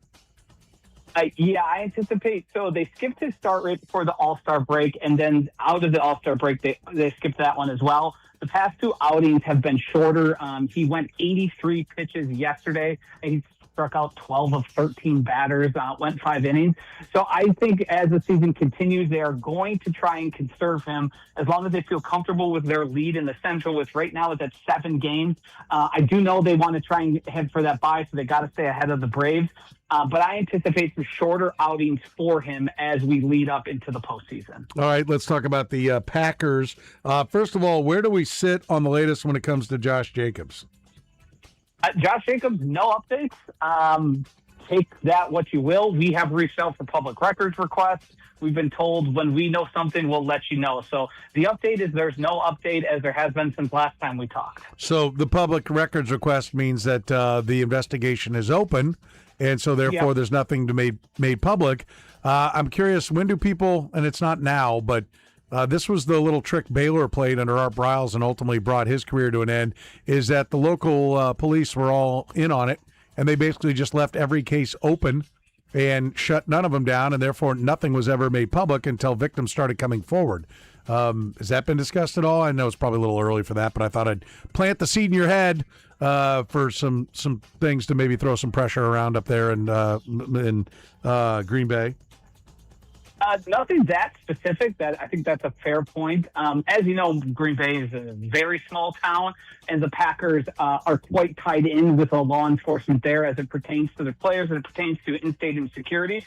So I think the Packers are fully aware of what's going on and what's likely to happen. The fact that he is participating, they haven't opened camp yet. They will start practicing on Wednesday. But the fact that they seem comfortable with on the field would lead me to believe it's going to end in a way that the Packers feel comfortable keeping him out there. Okay. All right. We'll see. Micah Parsons, any idea? We're watching our own knee rehab here with Patrick Mahomes. He's out on the field. It seems like it's maybe not going quite as well for Micah Parsons.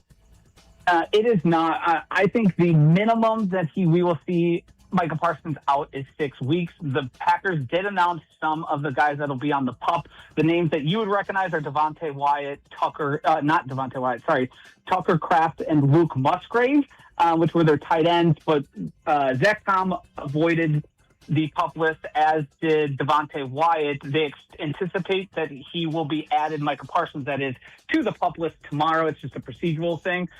I don't anticipate seeing him for a while. I think when you make the investment in Micah Parsons that you're going to make sure everything is good to go before trying to rush ahead because of how dynamic that position is, as opposed to someone like Patrick Mahomes, who can be a little more stay in the pocket. The explosiveness certainly isn't required to be a great quarterback for someone like Mahomes. All right, let's talk a little bit about the Packers and how they're built. Ed Policy, the CEO, quoted as saying, "It's like other teams have access to this ATM machine that we just don't have right now." They're publicly owned organization. They reported an operating loss in a non-pandemic year for the first time since 1990. Now, there's some book cooking that goes on with that as well, in the sense that they sold the NFL Network, and the league did, and so there was revenue from that. Their overall net income was up 55%. But his overall point, there is, at least as far as the cash spending goes, because we talk a lot about it. Listen, Clark Hunt isn't exactly Mr. Cash Spender himself, right? It's like, it's a little more difficult for the Chiefs to maybe get things done in free agency because of that. But, I know it's this unique thing. It's this public entity that nobody makes any money off of and all this. But when the Seahawks go for $9.7 billion, I mean, how about some tax revenue for the state of Wisconsin? How about dropping, $9-10 billion into the operating budget there in the state of Wisconsin and just selling it to an owner? Yeah, the Packers do have the ability to do that. The whole private equity thing is what really has caused in the past 2 to 3 seasons the Packers to start raising the alarm, because teams are able to sell small fractions of their team and basically take in $100 million at a given moment. Now, some teams have done that, and the owner just takes the money and pockets it. Some other teams are using it to reinvest. The important thing to know is the Green Bay Packers right now, despite their small operating loss, which is not the same operating loss someone like you or I would go under when we balanced our checkbooks at the end of the year, they have $700 million at their disposal in the corporate reserve fund. The fear is allegedly. Now, you also have to add in the fact that they're trying to get their rent charge left for Lambeau Field from the city of Green Bay, a number that is set to increase 2.75% every year they have it. So right now they pay $1 million, and they would have to tack onto that for the next 30 years. The main thing to me is I don't think the Packers are financially cash strapped. I believe they are just trying to basically eke out everything they can. They've threatened to halt improvements to the stadium since they pay for them themselves, despite having over $700 million in their corporate reserve fund. It's a lot of corporate jockeying back and forth. I don't think there's any sale in the near future, but who knows what that looks like 20, 30 years from now, and the economics of NFL football as they continue to spiral higher and higher. And unless it's just because you got bonuses tied to the bottom line that you're, squeezing so hard, but there's not an owner that's putting this money in his pocket, right? So who are we? Correct. Who are we trying to squeeze this for? The shareholders don't get paid. The money just stays with the Packers. I mean, largely they should be run at a break-even point, correct? You would think so, but the Packers are, the way I always explain it is they're going to get the best deal they can because they carry the moniker of being the Packers. So they're going to find every edge they can, even if it is avoiding a 2.75 increase in the $1 million rent they have. They seem to be, to me, and from as we can see in the reports, doing quite well as it pertains to gaining money. I don't know what an infusion of cash from private equity would give to them that they can't do now. That's the point I remain confused. And to add to the operating loss, there was the acquisition of players. There was extensions happening. There was players heading out. So it's atypical that way. The financial health of the Packers does not appear to me as somebody who was able, as we can all look into the books, to be something that is actually a major concern. Okay. All right. Good to know. Josh DiMaggio in Milwaukee, Wisconsin. Great stuff as always, buddy. We appreciate it. Have yourself a great week, my friend. Thank you. Have a good week.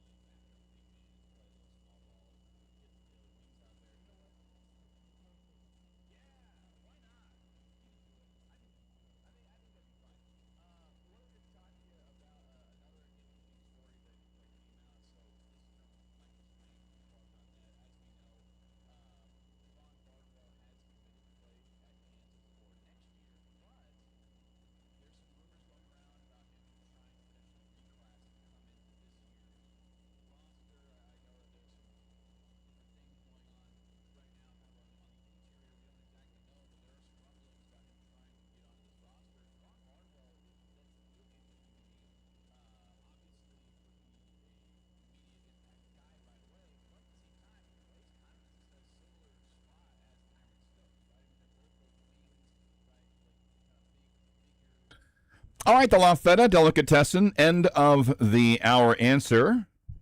Sal Perez, one of 5 active players to be the career home run leader for a franchise. Didn't have to be their current franchise.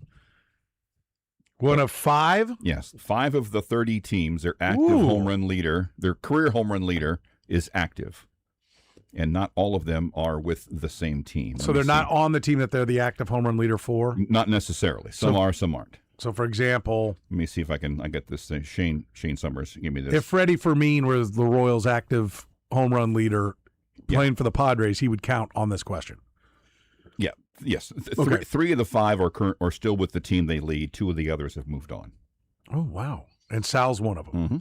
So there's 2 other on their current team and 2. Yep. And 2 that aren't. All right. Let's think old guys. Let's start there. They're not really. One of the 2 isn't really. These aren't really that old. Sally might be the oldest person on this list. Well, he's not young. He's not young. That's true. Nah. Yeah, that's a good point because the other guy, one of the other guys, I forget how long certain guys have been in the league. It's Pete Alonso, the Mets. Pete Alonso, 264. God, the Mets. They got some bad. They're the Royals with some of their franchise record numbers. What do you see? One of the others is even worse. Marlins guy? Is there a Marlins guy? I have no idea. No longer there? No longer there? No longer a Marlin? Who the Marlins had that was worth a crap in the last 10 years? One big home run hitter. Oh, Giancarlo Stanton with the Yankees. Stanton, 267. Okay. Those are the 2 that are no longer with their team. 2 others that are with their team. Are still with the team. Mike Trout. 422 for the Angels. This guy just recently hit number 217. 217. He's and he's still with the team, and he's 217 and counting. Yeah. Well, with that, is there somebody who's been with the Rockies for a little bit, because they've had some big numbers. It's a team that's been around as long as the Larry Royals. Walker was there. Oh, as long as the Royals. So it's the Brewers or Mariners. No, Mariners have been around since '77. There's 2 other teams that have been around since '69. Oh, the Brewers and the Padres. Manny Machado, 216.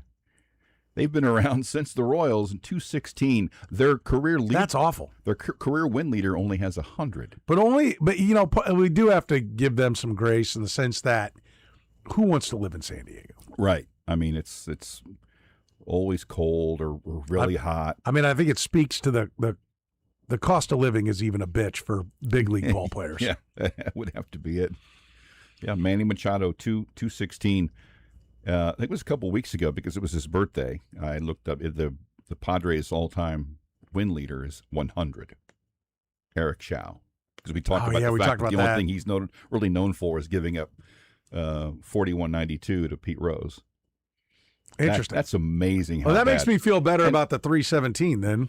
Yeah, a little bit. In fact, I've got a spreadsheet that we had one of the interns do with everybody's career home run leader a couple of years ago when we. Oh, that's unfortunate because I was going to maybe use that as a Chump's question, but I can find something else. No, get to work. You've had a week off.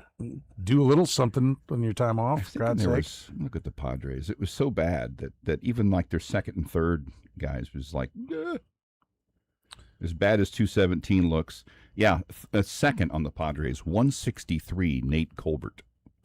Here. This. I'm glad you brought this up because it looks like it needs a little updating because we haven't done it since 16. Yeah, that's probably gonna be. So iPhone, I got a project for you. You will have forgotten by Thursday anyway. No, I won't. He's going to get to work on it right now. Okay. 163 is the second most, Nate Colbert. Well, on hasn't this played since the mid-70s. Well, Manny Machado obviously still being with him is just taking it over. But on this, here's what it was. Do you have the whole list in front of you? I do. So tell me what's changed. The Braves, 733. Yeah, that's still there. Aaron. That's still there. Babe Ruth with the Yanks, 659. Willie Mays with the Giants, 646. These are the ones that just aren't going away anytime soon. Harmon Killebrew with the Twins, Mike Schmidt with the Phillies, Sammy Sosa with the Cubs, Ted Williams with the Red Sox. Those are all over 500. Yeah. Right? The over 400 club. Pop Stargell with the Pirates, Stan Musial with the Cardinals, Bagwell with the Astros, Frank Thomas with the White Sox, Ripken with the Orioles, and Griffey Jr. with the Mariners. No changes. Okay, the 300-plus club. Al Kaline, Still. $399. Duke Snyder with the Dodgers, $389. Johnny Bench, $389 with the Reds. Juan Gone with the Rangers. Todd Helton with the Rockies. Mark McGuire with the A's. That's funny that the A's, as long as they've been around, don't have a higher, not that 363 small, but Jim Thome with the then Indians. It is on the sheet. That's how. So we haven't had one that's changed. 337. Yeah. That's wild. Okay. So then the 337, and then the Blue Jays, Carlos Delgado, 336. Yeah. All right, so now Brett has changed. Yep. So Salvi, I'll make a note. Tim Salmon, $299. No, that's not Trout. No, Mike Trout, $422. Okay. That's going to be a rolling number. Yeah. Let's see. Ryan Braun with the Brewers. Yes, $352, same. Straw with the Mets. No, Alonso, $264. Oh, yeah, Pete Alonso. I said that. Okay. How much? $264. Okay. Vlad Guerrero with the Nationals. That is actually now Ryan Zimmerman, $284. Oh, he got him. Okay. How about Luis Gonzalez with the Diamondbacks? Yes, $224. Evan Longoria's mighty 211 with the Rays. Got $261. Oh, he had finished with 261. Yeah. All with the Rays? Well, maybe not all. All those 261 are with the Rays. Yeah. Like he may have gone somewhere else, hit some home runs, but we went to the Giants at the end. Yeah. So I the 261 though is with the Rays. Giancarlo Stanton's 191. He is now he left it to 267 before he left. Okay. And then Nate Colbert was 163, and that's now Machado. Yeah. Is there anybody that's about? And what was it? 317. 217 for Machado. What is there anyone who's close to topping any of those? I didn't look at that specifically. I can, but it's that's one of those things where you have to actually click each team's. Yeah, put each team in there boom, for their then check, boom, then check. Fortunately, a week or so ago, I had them all, so I just went back to my history folder and just did them 5 at a time. I wonder. I mean, it would when you got 733 from Hank Aaron, I was gonna be like, oh, what about the top 2? Like, how would the Royals? Do the Royals look a lot better when you go, okay, let's go top 2 because the Red Sox have Ted Williams at 531 and next is 158. My suspicion is no, that Yaz was at like 4 something, so they're going to be well over 900 with theirs. Eddie Matthews, there are 5 Braves who have more than 318. But it's an old franchise. It's been around forever, yeah. Of the other teams, Eddie Matthews, Chipper Jones, Dale Murphy, Andrew Jones, although 3 of those 5 have been around since 69. Only one of them predates the Royals. The next thing we got to do is I've got the single season marks for everybody. That's always fun too. And this is dated because Steve Balboni at 36 and the Royals are at the bottom. That's one of the things we were discussing. Maybe it was in the first hour. But by the way, 48. I mean, I don't think Bagwell. No one's topped Bagwell with the Astros or Glaus. Have they? No one's recently got more than. I don't think Did Jordan so. Alvarez top 47? I don't think he did. Troy Glaus, 47. Alfonso Soriano with the Nationals, 46. Carlos Pena with the Rays, 46. The White Sox leader is fun. Or no, White Sox leader is fun. Albert Bell at 49. Like the 1 year he played there, he hit 49 bombs. But Gary Sheffield, 42 with the Marlins, and Beltran at 41 was the Mets. But Pete Alonso's topped that now, right? Yeah, he had 52 or something like that, 53 his rookie year. So the Royals are no longer at 36, but at 48, they're not that much higher. No, and I was thinking about it's something I'm going to try to find an exact era. Like what is the steroid era, and find out through those how many teams. Like what's the team record for home runs in that season in that span? Because they have to be the worst. Eyeballing this, Beltran, Sheffield, like not saying they were on it, just saying they were in that era. Beltran, Sheffield, Soriano, Pena. But like the Royals would have to have maybe the lowest single season.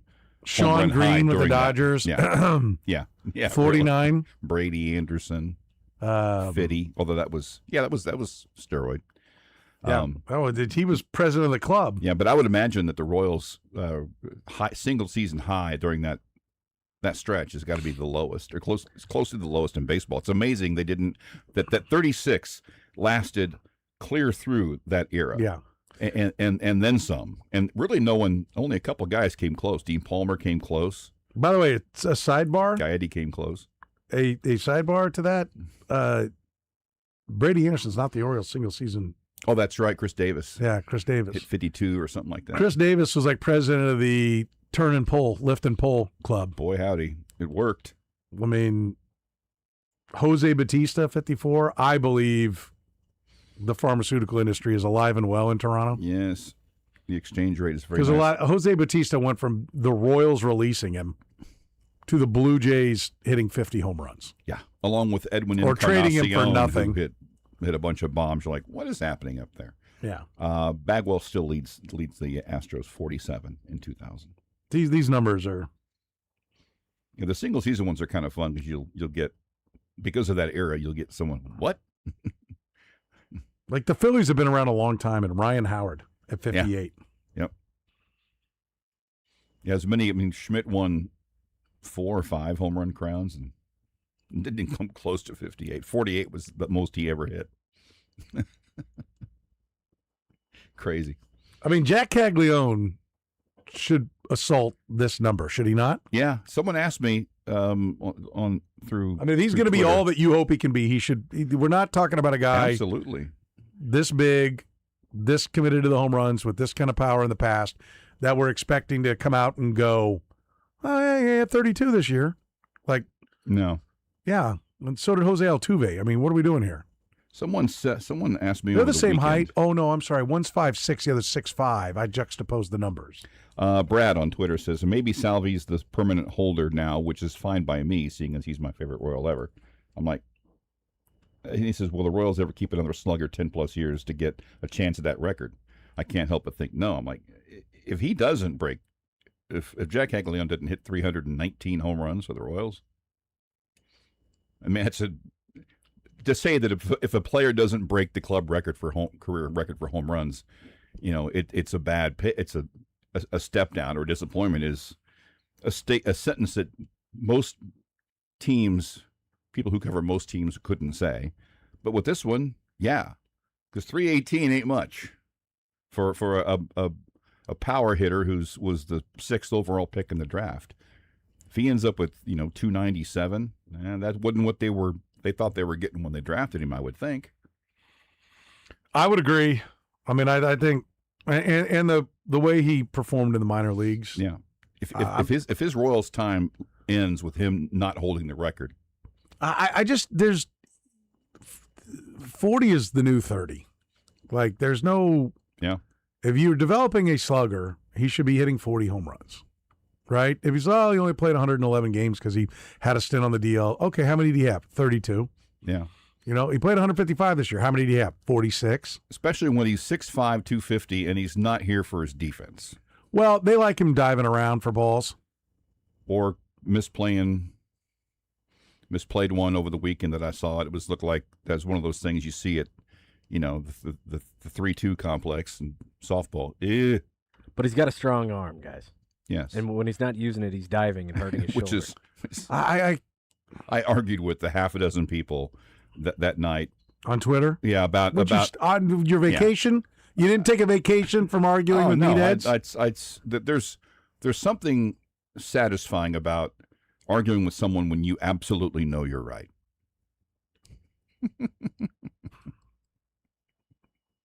Which is most of my arguments. I'm like, I know I'm right on this one, so sure, I'll joust with somebody because, but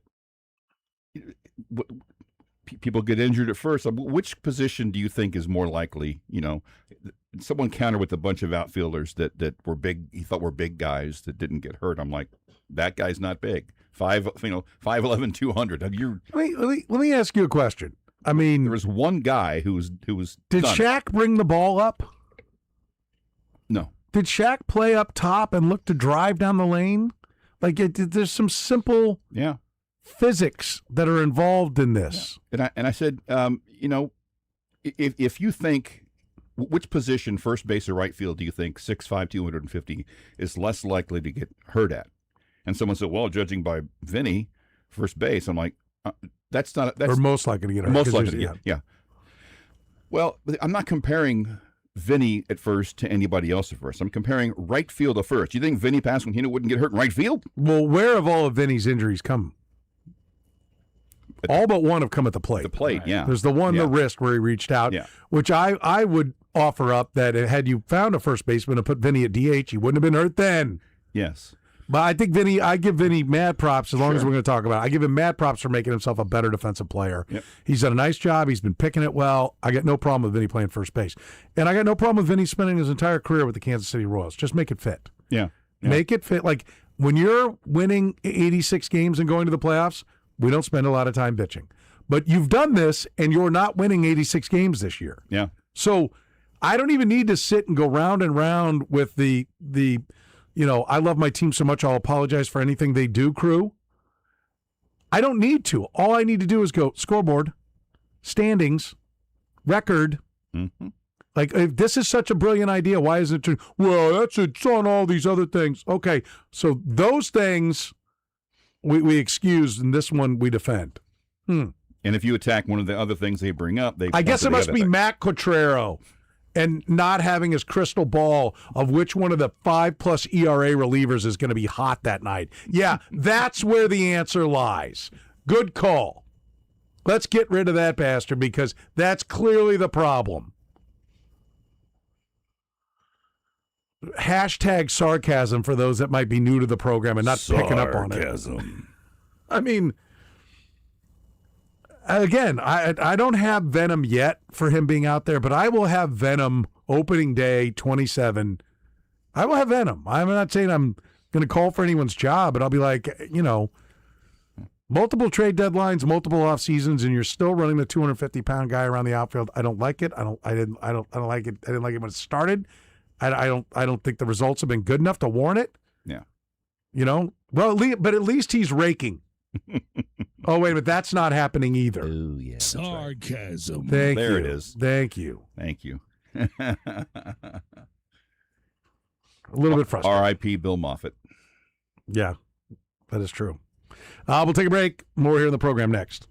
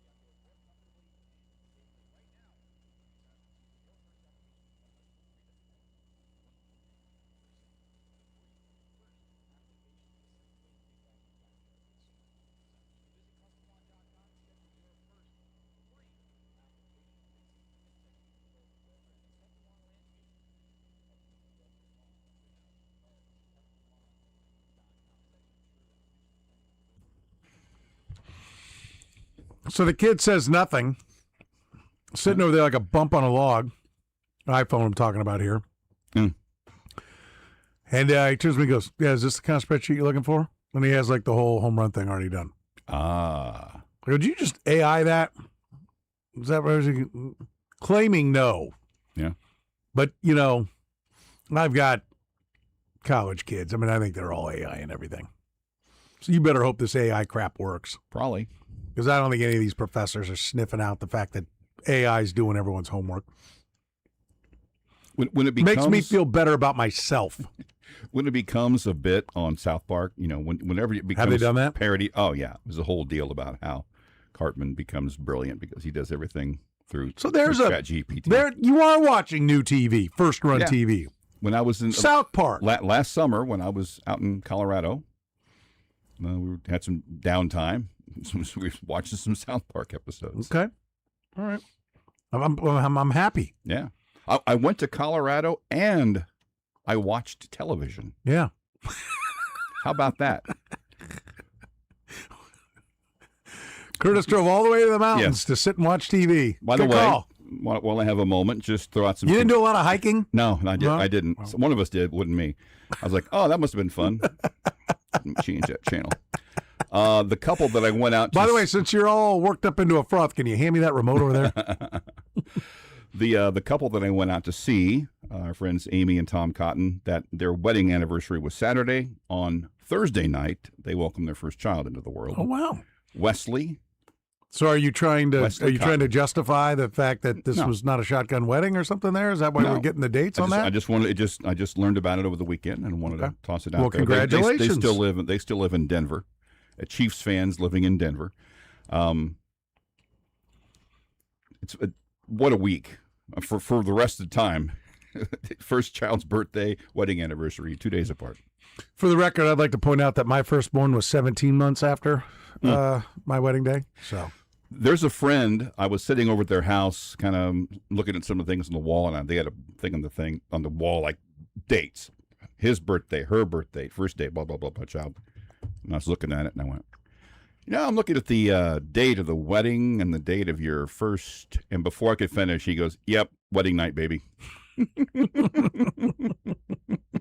Clearly it's not the first time they've heard that. I don't think that's a thing anymore. I don't think people are too worried about that anymore. No. People he just goes, "Yep, wedding night, baby." Gotten past the idea of like wedding night may not be the first go around for some of the things that they used to be. 1950. No. Jeff Passan's first go around this week will be next.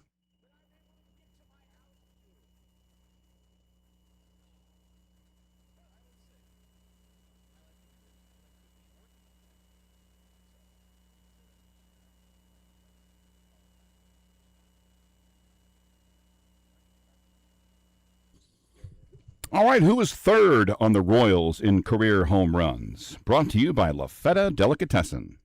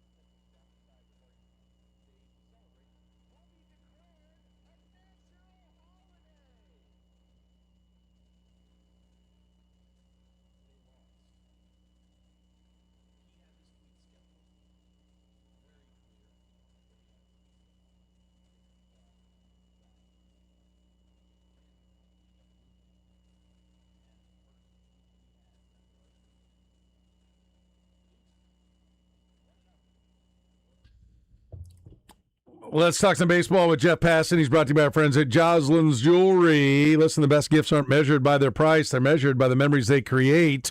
That's why I recommend Joslin's Jewelry, voted the #1 jewelry store in Kansas City. It doesn't matter what it's for. Celebrating engagements, anniversaries, birthdays, life's biggest moments. Exceptional jewelry, unmatched personal service. That's what you get at Joslin's Jewelry. Go see them today. They're on the southeast corner of 95th and Antioch. Find them online at joslinsjewelry.com. Whether it's the perfect diamond, a luxury timepiece, maybe a piece custom designed for someone special, find it at Joslin's Jewelry.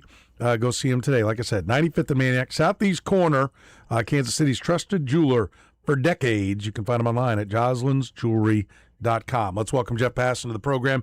Jeff, how are you, sir? I am well, Soren. How are you? Doing great. Very excited about where the Royals are, fighting to a 2-2 split with the Tigers. It's exciting. No, it's not. What are you talking about? Very exciting. This out of it baseball with fake trophies to play for. I love it. Boy, you are a different breed, Petro. You guys just meet. Just trying to have some fun with it. I do appreciate them still fighting and playing hard. I really do. I mean, the guys in the dugout in the clubhouse, they need to be doing these kind of things. I think it speaks well for their culture. But we are now just a week away. When we talk to you next, in fact, we'll probably have to do what? Move you to next week or something? I should mention that because the deadline's like right now, isn't it? A week from now? Yeah, hadn't thought about that. And as much as I love you, Soren, I like employment better. Yeah. Well, I mean, you're talking about the world, what is it? What's it called? When you get a whole bunch of cash, it has wind involved. A windfall? Windfall. The windfall of cash. Yeah. Coming your way here from Mighty Sports Radio 810 WHB ain't the main source of income there, the Passan household. Okay. By the way, must be nice. The Royals have played 700 ball in the second half. If they continue that for the rest of the year, they probably still won't make the postseason. Yeah, they have to play 655 the rest of the way just to get to 500. 700 would put them in at 83.5 wins, which might win the American League Central. That's true. True. Yeah. If I don't think any of us think they're going to keep doing that, but I mean, if they want to, believe in a dream, okay, go ahead. They've got a week to chart their course with where they're going to go with the trade deadline. First of all, how many real sellers are there even right now? Oh my. Well, let's start with the ones that are like official, open for business. That would be because there aren't many. The Mets. Like we know the Mets are going to be selling. We know the Rockies are going to be selling. We know the A's are going to sell, but not very much. The Angels are going to sell. We have no idea how much. The Blue Jays are getting there at this point. The Reds, for the most part, are there, and the Giants, of course, are full sellers as well. But otherwise, pretty much everyone's 500 outside of that. It's insane how many teams are just within 2 games of 500. It's the Pirates, it's the Nationals, Cardinals, Rangers, Padres, Twins, Marlins, Guardians. That's like a third of baseball just in that little bucket right there. And that's baseball in 2026, Soren. Like you just named 8 teams, and those 8 make up 8 of the 9 worst records in baseball. The one team that isn't on that list is the Royals. I mean, why is everyone? They're selling. Yeah, I mean, I think that's. Yeah, I was going to say they're selling. They're just not selling like they should. Okay, I'm glad you put it that way. That's your words, not mine. Although I agree wholeheartedly with them, at least based upon what I'm hearing from how they're going to approach it. I'm just curious. I don't think any of us feel like they're going to move Michael Wacha. They've said it'd take a lot and all this stuff. Where does he rank if he were available amongst the starters that are available? I mean, not at the top. Like Seaboldt's one, and then who else is in front of him? I don't think Joe Ryan is moving. He would be in front of him. Reed Detmers might move. He's in front of him. Casey Mize might move. He's in front of him. Clay Holmes will move. Kevin Gosman, I think, will move. Both of them are in front of him. Foster Griffin, the way that he's pitched this year, That is hurts. probably in front of him. That hurts so bad.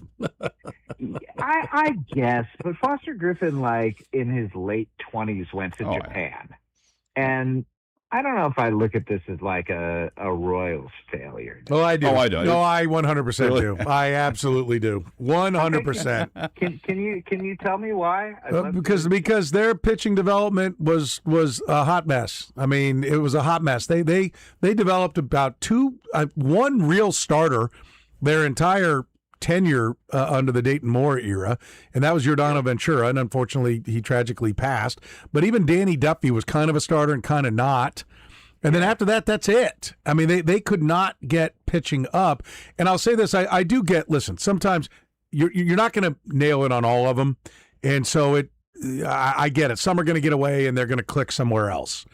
Yep. But when you just don't have anybody click with you, you don't get to be like, well, that could happen. You don't have any successes.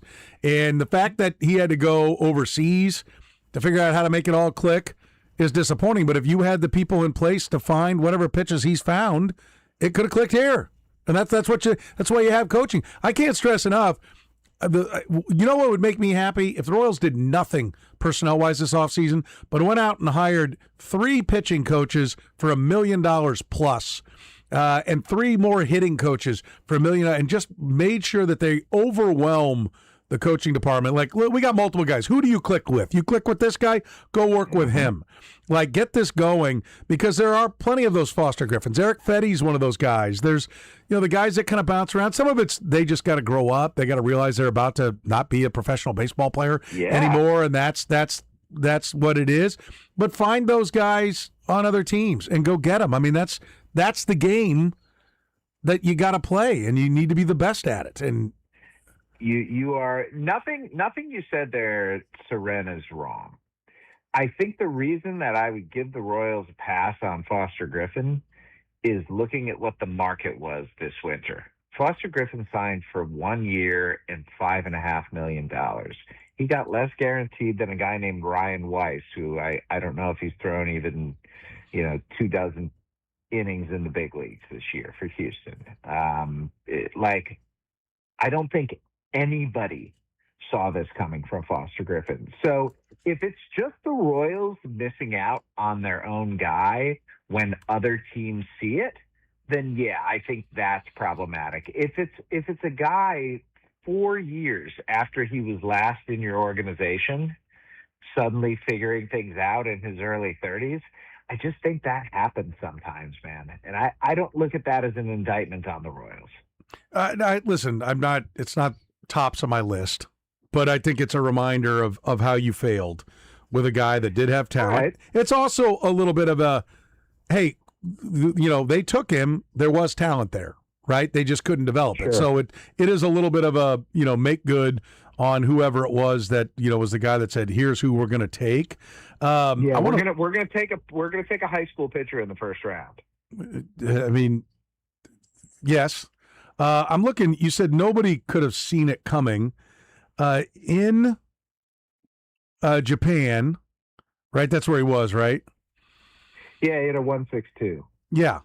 So 1.52. Yeah, that's including the minor league stats. Trust me. 25, 6-1 with a 1.52. I won't trust you. I'm looking at it. Go to Baseball Reference. They split it up. There it is. JPCL and JPEL. Okay, so one of those is the minor leagues. All right. So 1.62. All right, I see it. In a 1.62. Yeah, so different. I mean, night and day. You're the one who was being pedantic. You're the one who was convinced you were right. I don't want to hear this. Just say you were right, Jeff, and move on. You were right, Jeff. Shallow and pedantic. You were absolutely right. Yes, I stand corrected. We always want to be factually correct here, and you were right. Thank you. But I mean, there were signs. I mean, he did get 5.5. He didn't get the league minimum.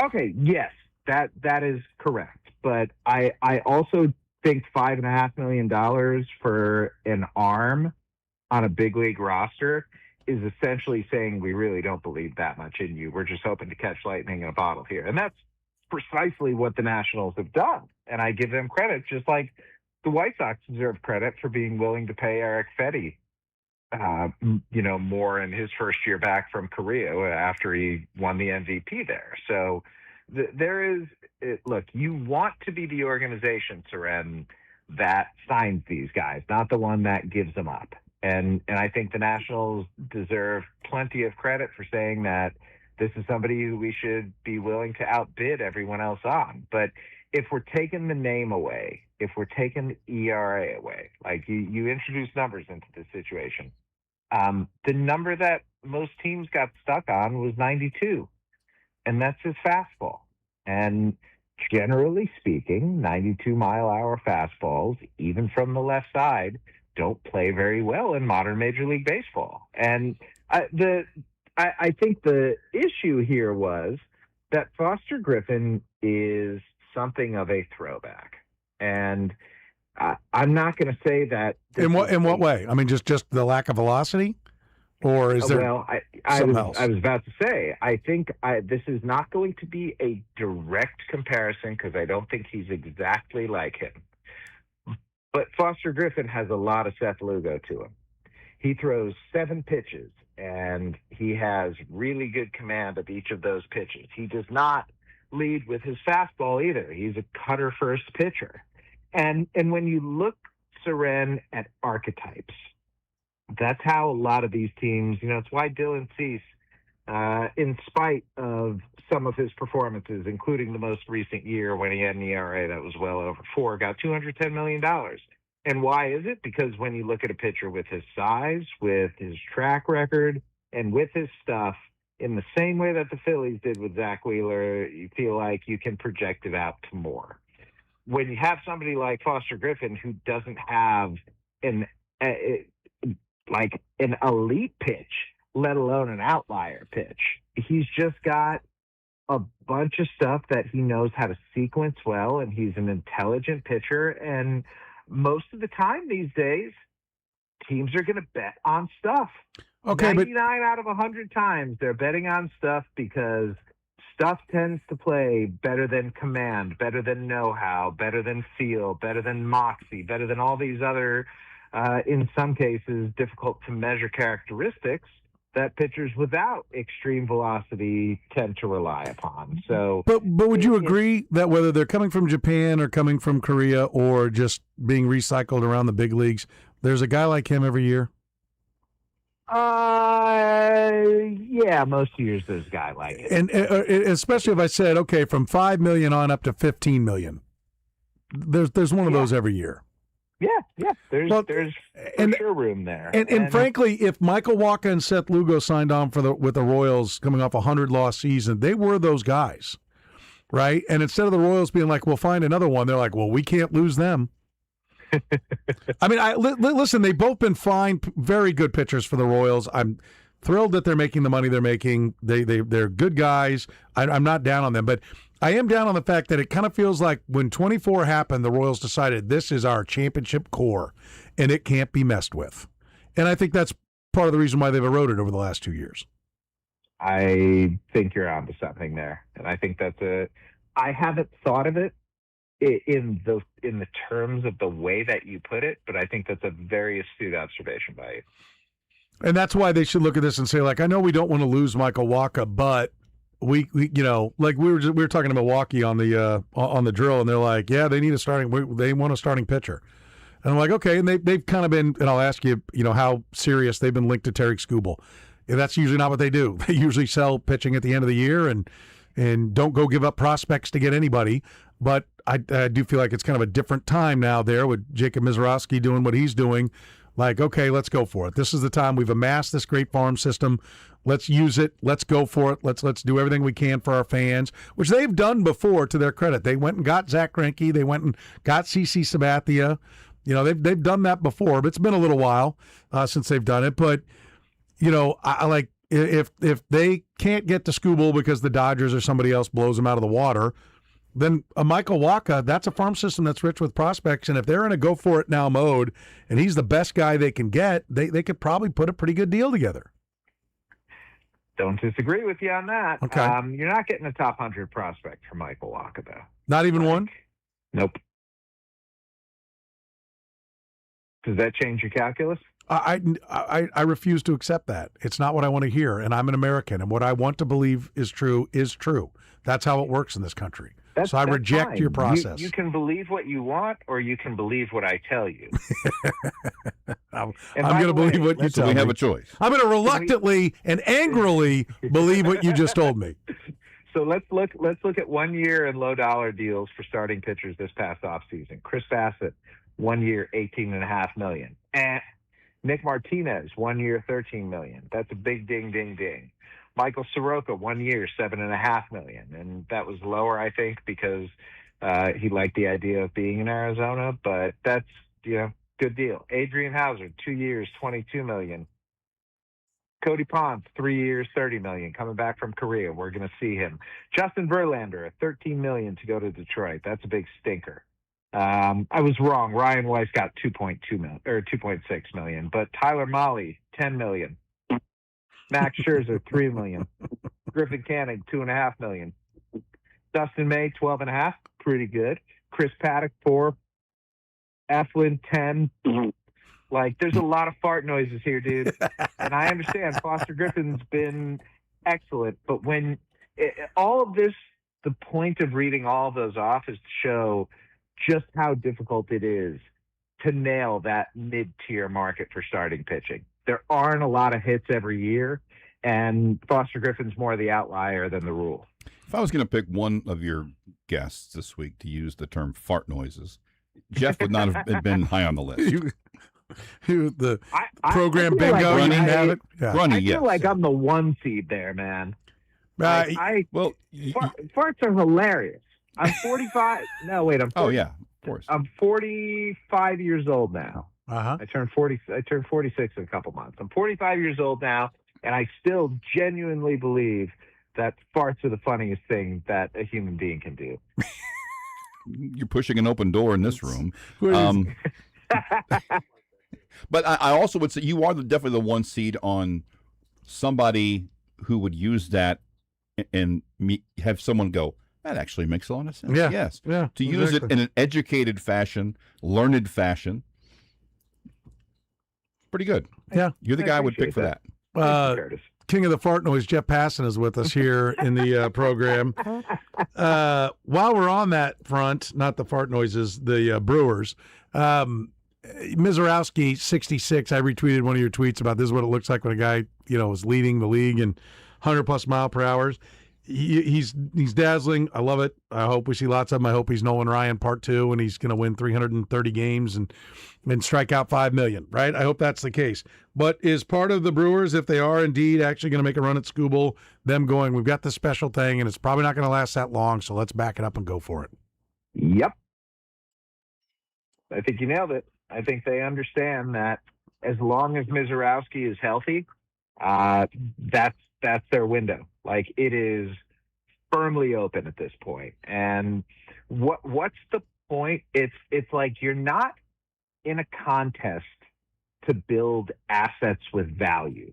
You're in a contest to win the most important games of every season. And in some respects, that's 162, but those are really just the precursor to October. And the Brewers saw what happened to them last October when they faced the Dodgers. It was one of the biggest ass whippings I have witnessed in person. I saw all 4 of those games, and it was ugly, and the Brewers were straight up overmatched. And if you're going to beat a Leviathan, you cannot come with a rock and a sling. David doesn't exist in Major League Baseball, and the Dodgers are Goliath, and you need to bring proper weaponry, and proper weaponry in this case would be Tarek Skubal and Jacob Mizorowski starting games 1 and 2 of the series you're facing against the Dodgers. Like, that's a pretty great place to start. So I do hope, just for the sake of baseball, that the Brewers have a long and sustained run this postseason, because the entirety of Major League Baseball's argument for a salary cap has been built around the idea that small market teams cannot compete and cannot especially win championships in modern baseball. And I don't believe that's true. The degree of difficulty is certainly higher, but I don't think they're incapable of doing so. But the last time it happened was 2016 with the Royals. So it's hard to argue against some of the points that Major League Baseball makes. I don't think that competitive balance necessarily comes from payroll being limited at the top. But I also acknowledge that there are enormous advantages now that larger market teams have that makes competitive balance feel like an impossibility, and that feeling is what we guide ourselves on. Yes, and I how long have the Yankees been on top? Basically, like this is what happens. The Rays go on a nice 8-9 year run, and it's like, see, and Yeah, but it's I mean, like the Yankees and the Yankees 30 years. have been good. The Yankees have been good since 1995. the Dodgers. Dodgers have been good for 15 years. I mean, I will grant you, like, I think the quarterback makes baseball maybe more open to at least getting to the championship, right? I don't know about winning it or getting into the tournament. It's probably easier in baseball than it is football because the quarterback is the inequity that just ruins their ability. Now they've expanded the playoffs in football so much, and the NFL loves to trumpet their, I don't know how many teams went last to the playoffs or all this. Like, yes, I know. Yes, you can go in as a soft 10-7 team pretty easy in the NFL, but you ain't winning 4 in a row without it. And there's a little bit of that too in baseball. And I do think it's like the Dodgers and Yankees being that good all the time. I do grow weary of hearing, well, the Rays and the Brewers, yeah, and they've also had their down periods in there, which the Dodgers don't. So I hear what you're saying. I mean, it's all true, but it's all, the money's still better, right? Having the cash is still better. Always. In every walk of life, whether it is baseball or me in Prairie Village, the money is always, that's what matters. We're talking to Passon here in the program. So are the Brewers, though, if they would add Tarek Skubal, does that make them the equal? Is that the chariot and swords that they need instead of the slingshot and rock? I mean, it certainly helps. Like, if you go and just objectively break down what the Brewers are and what the Dodgers are, even if the Brewers add Tarek Skubal, I still think the Dodgers are a more talented and better team. Let's not forget that the Dodgers have the best record in baseball right now. They have scored, I believe, the third most runs in baseball. They have allowed the fewest runs in baseball. And they're doing this without their 2-time Cy Young Award winner in Blake Snell, without their multiple-time All-Star catcher in Will Smith, without Tyler Glasnow, without Shohei Ohtani pitching, without Edwin Diaz, their closer that they signed this offseason. So we haven't seen the fully cranking version of the Dodgers yet. But I think the difference here and the reason this would be an actual series is because Tarek Skubal and Jacob Mizorowski are game winners, right? Like, they are starting pitchers who can single-handedly go in against the best lineups in baseball and make them look like Little League lineups. And when you have 2 of those at the front of your rotation in a 7-game series, when you have the realistic possibility of having them cover 4 of those 7 games, got to feel pretty good about that. Feel a lot better with Tarek Skubal out there for 2 of those games than you would Kyle Harrison. And Kyle Harrison's been good this year, but he's not Tarek Skubal. Yeah, no, he's not. And I would love to see the Brewers barrel into the World Series and go right by the Dodgers. It would be great. I think it'd be good for the game. Every now and then, let's take the Dodgers out of there. Do you think that baseball is better with a couple of villains with New York and L.A.? I mean, New York and L.A. definitely think so. I mean, it was funny. We had last year our guy in New York's like, come on, let's just get the Yankees through so we can get the Yankees and Dodgers. That's what we all want to see, isn't it? And, like, I didn't want to pick the fight there because I was getting ready to move on to the next guy. And I'm like, no, it's not what any of us in Kansas City want to see. I know you big market people think so. I know it takes dollars and eyeballs on TV sets, and there's more of those in those markets. But is the game actually better with those, two villains out front and one of the two, if not both, in it every year? Let's go over my resume here. Born and raised in Cleveland. Small market, Midwest city. Moved for first job in college to Fresno, California. Minor league city. Have spent, of the last 22 years, have spent 20 of them in Kansas City. So I have as much of a central time zone, Midwest, should despise the coast perspective of anybody who's out there. And I like the villains. I like that there are teams to chase. I would like it more if the competitive spirit in baseball, Soren, was a little bit stronger. And if some of these owners of small market teams didn't look at the Dodgers and the Yankees and the Mets and, these other big market teams, the Phillies, that go out there and spend as being problematic. I think they should look at them as being something to strive for. And the perfect example is right there for us. The San Diego Padres, I understand, they are a one-team city, and, there aren't a whole lot of those. But the San Diego Padres invested in their team, and the franchise value spiked from $700 million to $3.9 billion because they started drawing fans and because they made Petco Park a place where people wanted to go.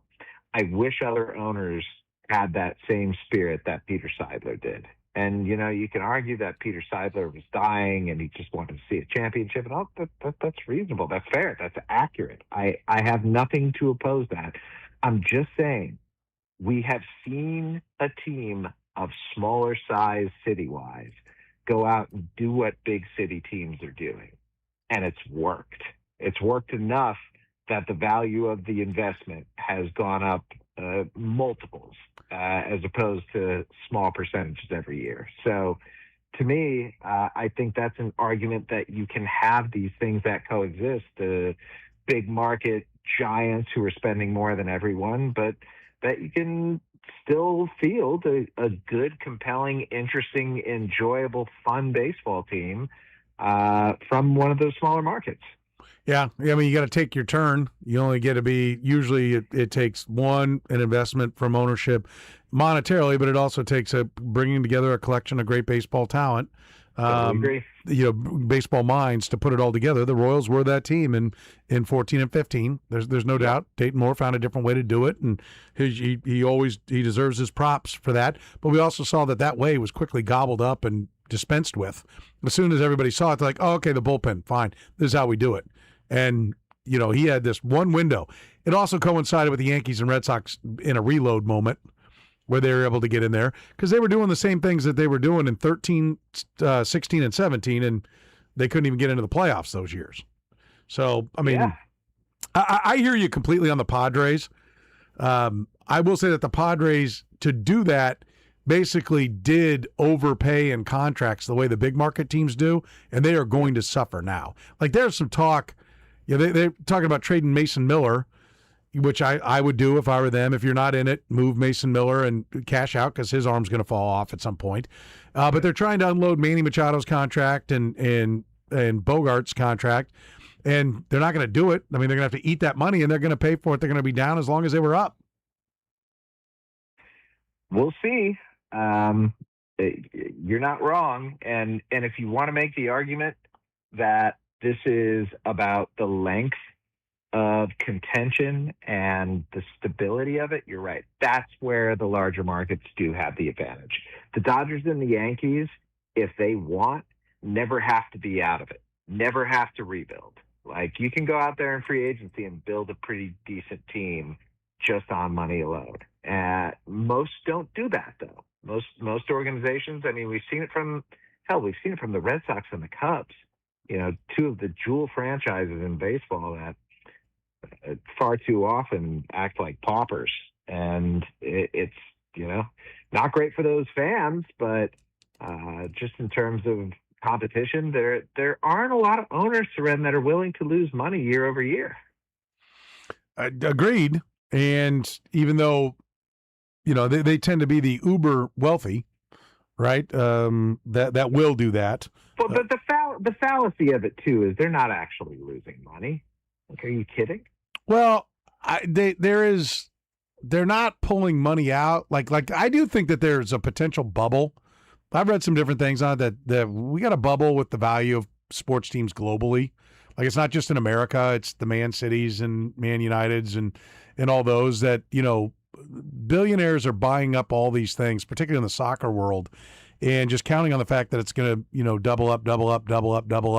Along the way, some of the minor investors, I mean, there's a cash call and you got to come out of pocket for, Yep. you're a 2% owner. All right, we need $10 million. We need $200,000 from you, right? Yeah, $200,000 from you. And it's like, oh, okay. You probably got it, but then 3 years later, when I need another $150,000, and then 2 years later, when I need another $200,000, if you haven't continued to really grow what you got, that starts to get laborious. I mean, I've heard some guys talk about I was starting to get nervous. Like, is this thing ever going to pay off? Then when we sold, oh, you made good money. Oh yeah, I made great money. Okay, well that's the payoff. So that's exactly right. And that's what restricts it to so few people. And the question is, for the Royals and for San Diego, it was largely one guy. But if your fellow investors don't want to do it, then you as the big guy got to cover all that. Your percentage of ownership goes up, and you can sell some of that later. But you got to cover that. You got to have somebody who's willing to cover it. And I think it's important to make still good baseball decisions. Like that's what I wonder where John Sherman's ownership is. Like there are really rich guys in the Royals ownership beyond John Sherman. Like they can afford $200,000, $400,000, $500,000 here and there. Are they going to green light it? That to me is the ultimate question of this franchise going forward. What is the investment going to look like, especially with a new stadium? And what is the game? Is the game to just sit on the asset until you cash out, or are you willing to keep pumping it in and have a little fun with the toy? Like you can buy that classic car, put it on blocks and showcase it and drain all the fluids out of it so it just sits there and it's pretty to look at, or are you going to get in it and drive around? We're going to rev the motor at the light every now and then. Like, what are we doing here? I have never understood buying something just to show it off. If you're buying a sports franchise, you should be buying it to win gold rings that you wear around your city and show off to everyone, and just be the standard bearer that. I was having a conversation with an executive earlier today about this very subject. Like, what kind of owners should Major League Baseball want? And if competitiveness is not your foremost priority, then you're not for us. Yeah, but that's not it, right? Like Mark Cuban had interest in buying the Cubs, and they didn't want any part of Mark Cuban. Yeah, well, that's a miss. Oh, really? What's reality? I think reality is having a guy like Mark Cuban involved with your sports business is a net positive, and I think Steve Cohen, all the fears about him have frankly been overblown. Like, well, but at the time, like, he expressed interest. Now I know usually part of it is I do know, and I think Mark Cuban wanted to skip this step. They like you to come in as a minority owner and let's get to feel who you are. Come hang around with us. Let me make sure you're one of quote unquote us, whatever that is. Like everybody is, and in all leagues, I think are like that now. You got to come in. The Seahawks owners were minority owners in the 49ers. John Sherman was a minority owner in the Guardians. I mean, there is kind of this apprenticeship thing you got to kind of serve as a minority owner, and I'm not sure that Mark Cuban was willing to do that, but he did want the Cubs, and they wanted no part of him, right? That part's true. That, as far as I know, is correct. Okay. And then seeing Tom Ricketts keep the Cubs down at 8th to 12th in payroll. I mean, come on. The Chicago freaking Cubs, Soren. I'm with you. Passon's with us. Let's get to our Final Four. We start with this. What is the hot spot in Fresno since you've been there?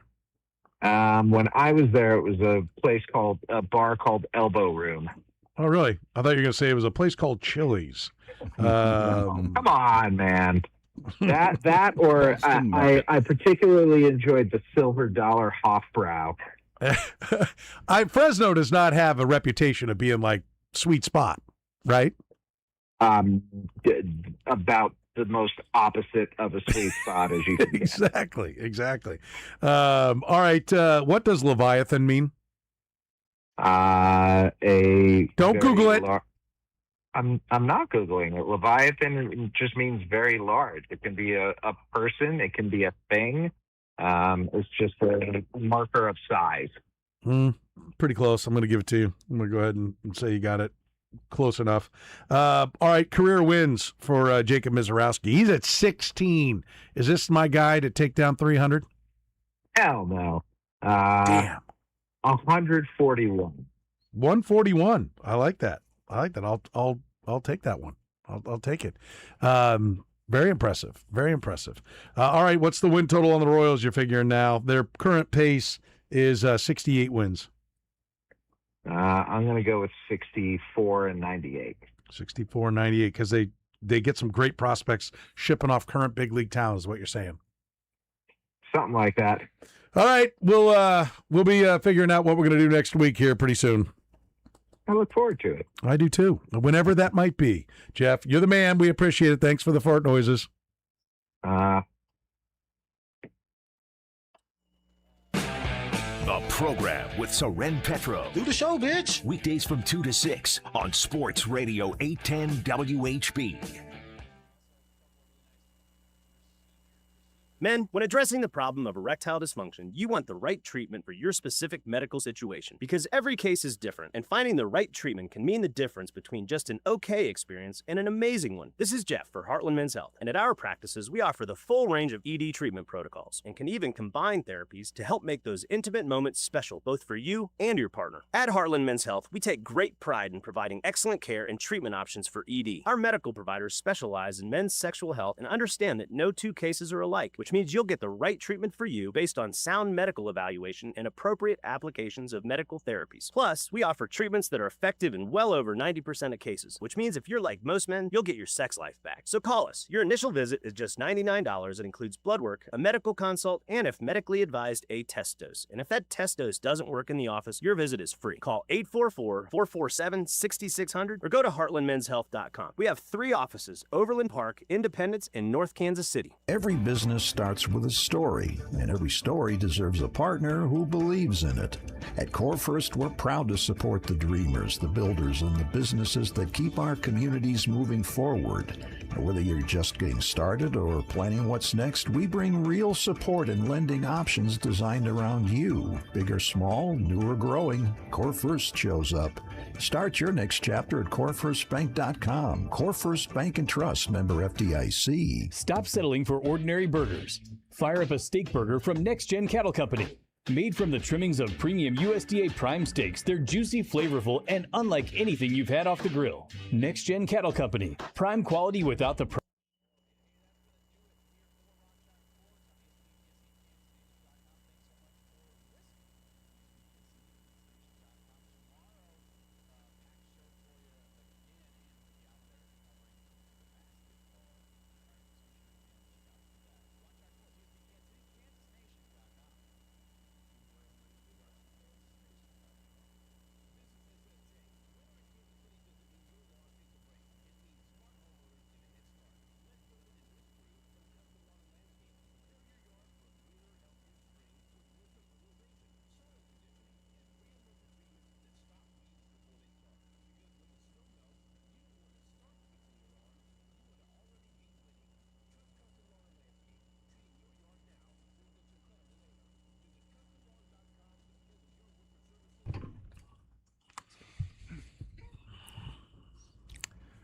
You're in the program here on Sports Radio 810 WHB. Petro, Seaboldt, Collier with you. That's right. Kurtis is back, people.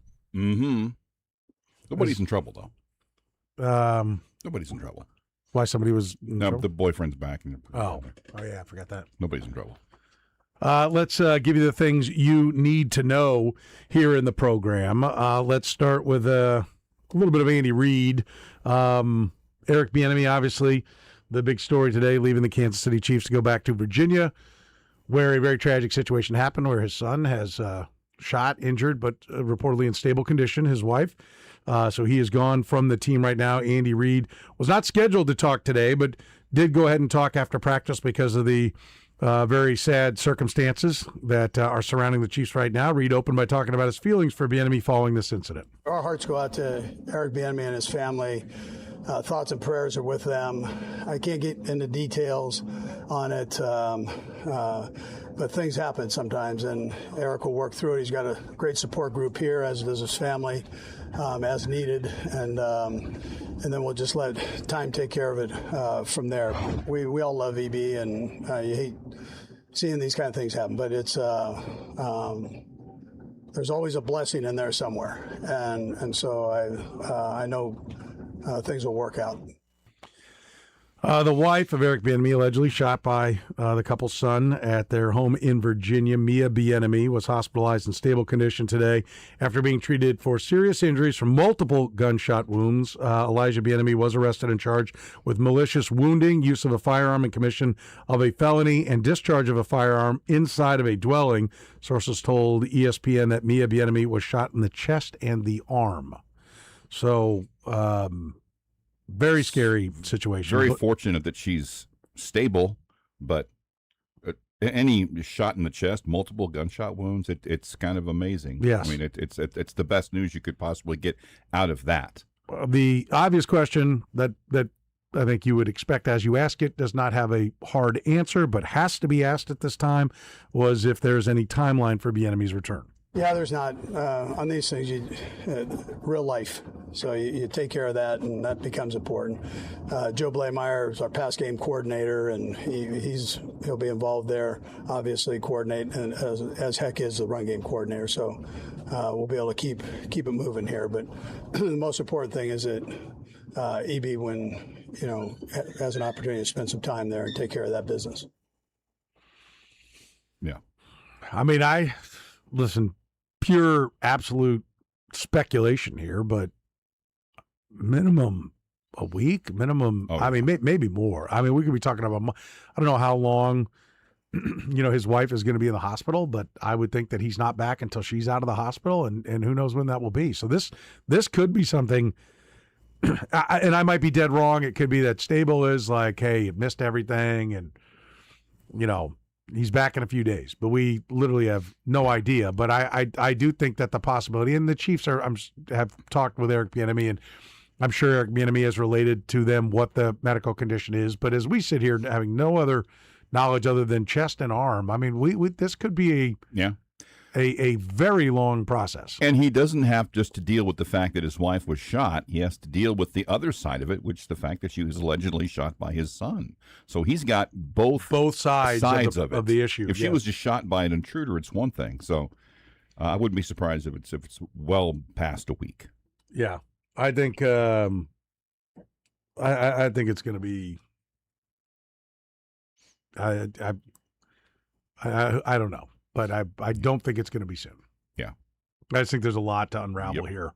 And Eric Bieniemy's role as husband and father, more important here than it is as offensive coordinator. For sure. Cyrus Allen talked today, the rookie wide receiver, fifth rounder out of Cincinnati. Or excuse me, talked yesterday. He was on yesterday's list, but we haven't had a chance to bring it to you yet. Cyrus Allen was asked what he learned so far about working with Reid and Bieniemy. They don't play. They don't play. That's all I can say. What makes you say that, Cyrus? Everything is intentional. Everything is like process oriented. So, we did that a lot at Cincy. So coming back into it, and Coach EB is definitely like pounding us every day with our shirt tucked in, like everything's pretty much structured. Going back to Petro, what have your conversations been like in terms of the way he runs routes, where he likes the ball, like how's that going? Yeah, everything pretty much time, and this ain't college no more. This big boy ball, so everything is pretty much time, and I'm on his time, and everything is very precise in this league because they got other good players too. I love his accent. Where is that accent? I don't know. Where is he from? He obviously went to Cincinnati, but of course, Louisiana. Okay. Who was it? Who was the wideout that went to the Panthers? It was from Louisiana a couple years ago when the Chiefs drafted Xavier Worthy. Leggett. Yes, Xavier Leggett. Yeah. That is a strong New Orleans accent, and you hear a little bit of that there in Cyrus Allen. So I hope he's good because I'd kind of like to hear that on occasion. Yeah. But I like the way he. I get why. We had Matt Derrick on. He was here in the 2 o'clock hour. Excuse me, the 3 o'clock hour, second hour of the program. You can catch it on the podcast at 810whb.com and on that 810 app. He talked about how Cyrus Allen seemed to be working on more advanced things. There were more questions. And hey, what were you talking to EB about this time? Well, he was talking about recognizing the coverage, and I got to see this, and I got to see that. He was going very in depth, very detailed, and. I think that's a great sign for him, and you love what he's saying there. Yeah. And I get why big boy football. Time to play. Big boy football. Everybody's good. How can you not root for that dude? Yeah, that's fantastic. His name is Cyrus Allen. Yeah, that's cool. That is cool. Ian Rappaport is reporting that longtime Bucs defensive tackle Vita Vea has requested a trade, sources say. He is hoping for a long-term contract extension. Talk stalled. Now he wants out. What are you giving up for Vita Vea? 31 and 172. Birthday is February 5th. So 31, you'd be getting ages 31, and then whatever kind of contract you got to slap on him. What are you giving for Vita Vea? The answer can be nothing, by the way, because, hey, I'm not giving a bunch of money. He's not going to play unless you give him a new deal. Yeah.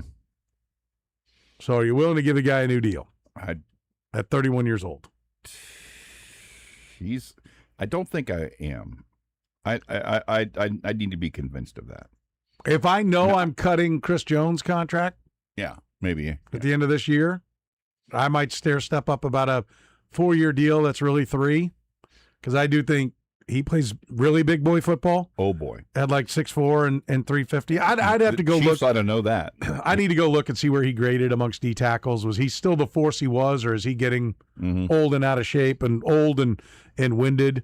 If he's Vita Vea, if he's close to the Vita Vea, which the pure power players tend to age a little better, you have strength gains well into your, deep into your 30s. So if it's just about running over people. Yeah. And he was one of those guys that it is at the top. You're like, I don't know of anybody who in the league who played quite the way he does. You put him next to Chris Jones? You got the 18th best Pro Football Focus grade, the PFF grade for interior defensive linemen. Okay. So it depends on what he's asking for. You got to know what the contract demands are. If the contract fits, and then if you're giving him a new contract, what you're giving the Bucs is not much. And so I don't know how inclined the Bucs are going to be to trade him. Yeah. Because I'm not giving a first-round pick for a 31-year-old defensive tackle. Entering the final year of a 4 for $71 deal, set to earn $17 million, but none of it's guaranteed. He's probably looking for a 30+, and you got to figure out what the value is, if he's willing to sign for the value you think, and then are they willing to give you Vita Vea for not much when it comes to draft picks. And I find that hard to believe. I don't think we get clear to that point because I don't think they're going to be willing to go to that extreme. I think they'll say, well, set it out. You're playing here on your final year of your deal.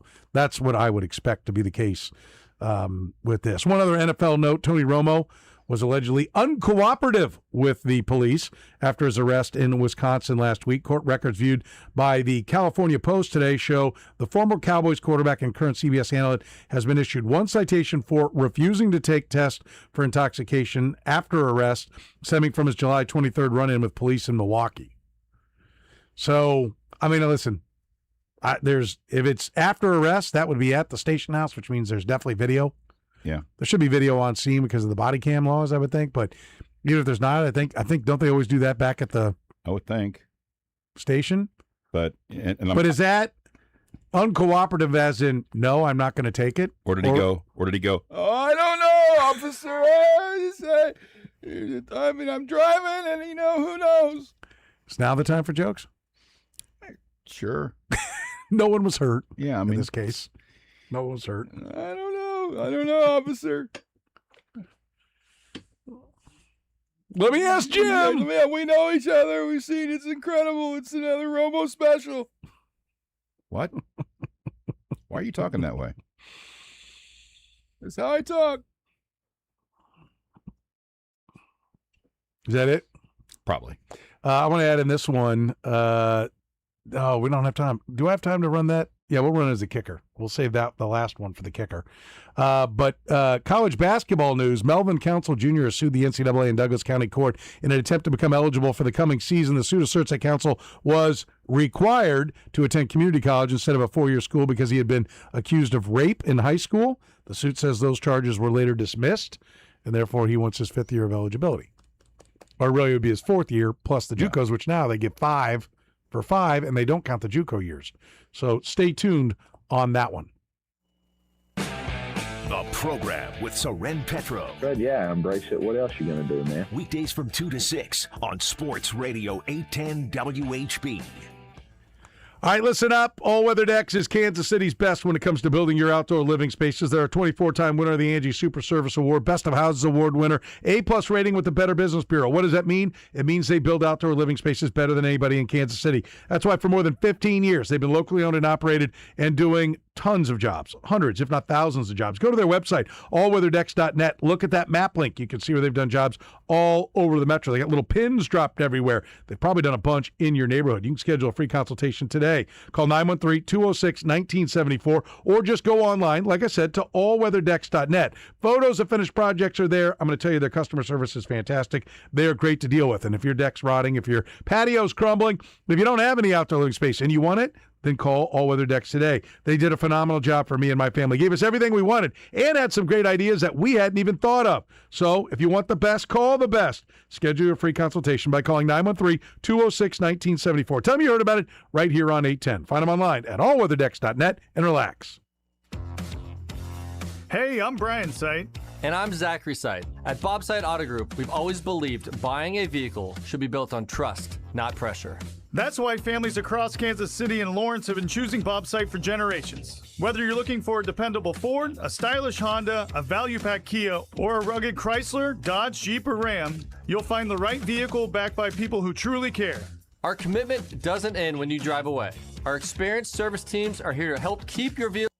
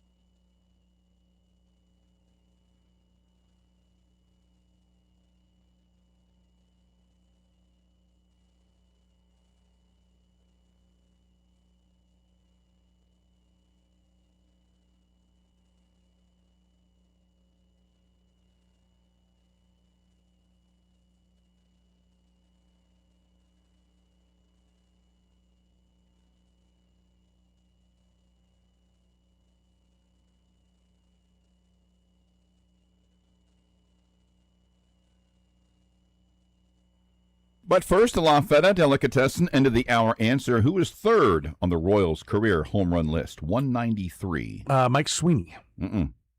Amos Otis. One of Are you six. sure? Yep. Okay. One of 6 Royals to ever be the career home run leader for the team, in addition to John Mayberry, and then Ed Kirkpatrick and Bob Oliver knocked it around the first couple of years. Lafayette Italian Delicatessen, they're right there on the southeast corner of 143rd and Metcalf. Very soon, this fall, coming to Prairie Village as well. Order online at LafayetteDeli.com. Catering, they're experts at that. Make sure you give them 24 to 48 hours notice.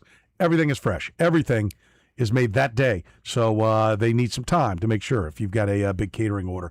I'll leave you with this. North Carolina football GM Michael Lombardi, top aide to Bill Belichick, has been placed on administrative leave by the university effective immediately. Pete Thamel had this story from ESPN and talked about the impact. Sources told me recently that this stems from a human resources complaint filed by a former member of North Carolina's front office. And that led to Mike Lombardi being placed by the university, not by Bill Belichick, by the university on administrative leave. Lombardi makes $1.5 million in his job as general manager. He's believed to be, amongst schools that have reported, the highest paid general manager in all of college football. This obviously leaves UNC at a crossroads. He's their top personnel guy. He's a longtime Bill Belichick acolyte. And Mike Lombardi's status is clearly uncertain going forward as the university investigates. I mean, what could go wrong with hiring Belichick? You know? What could go wrong? Right now, we'll see. Maybe they're going to play great football and be in the football playoffs. But if anything's ever looked like a cash grab for me and the boys, like, this is it.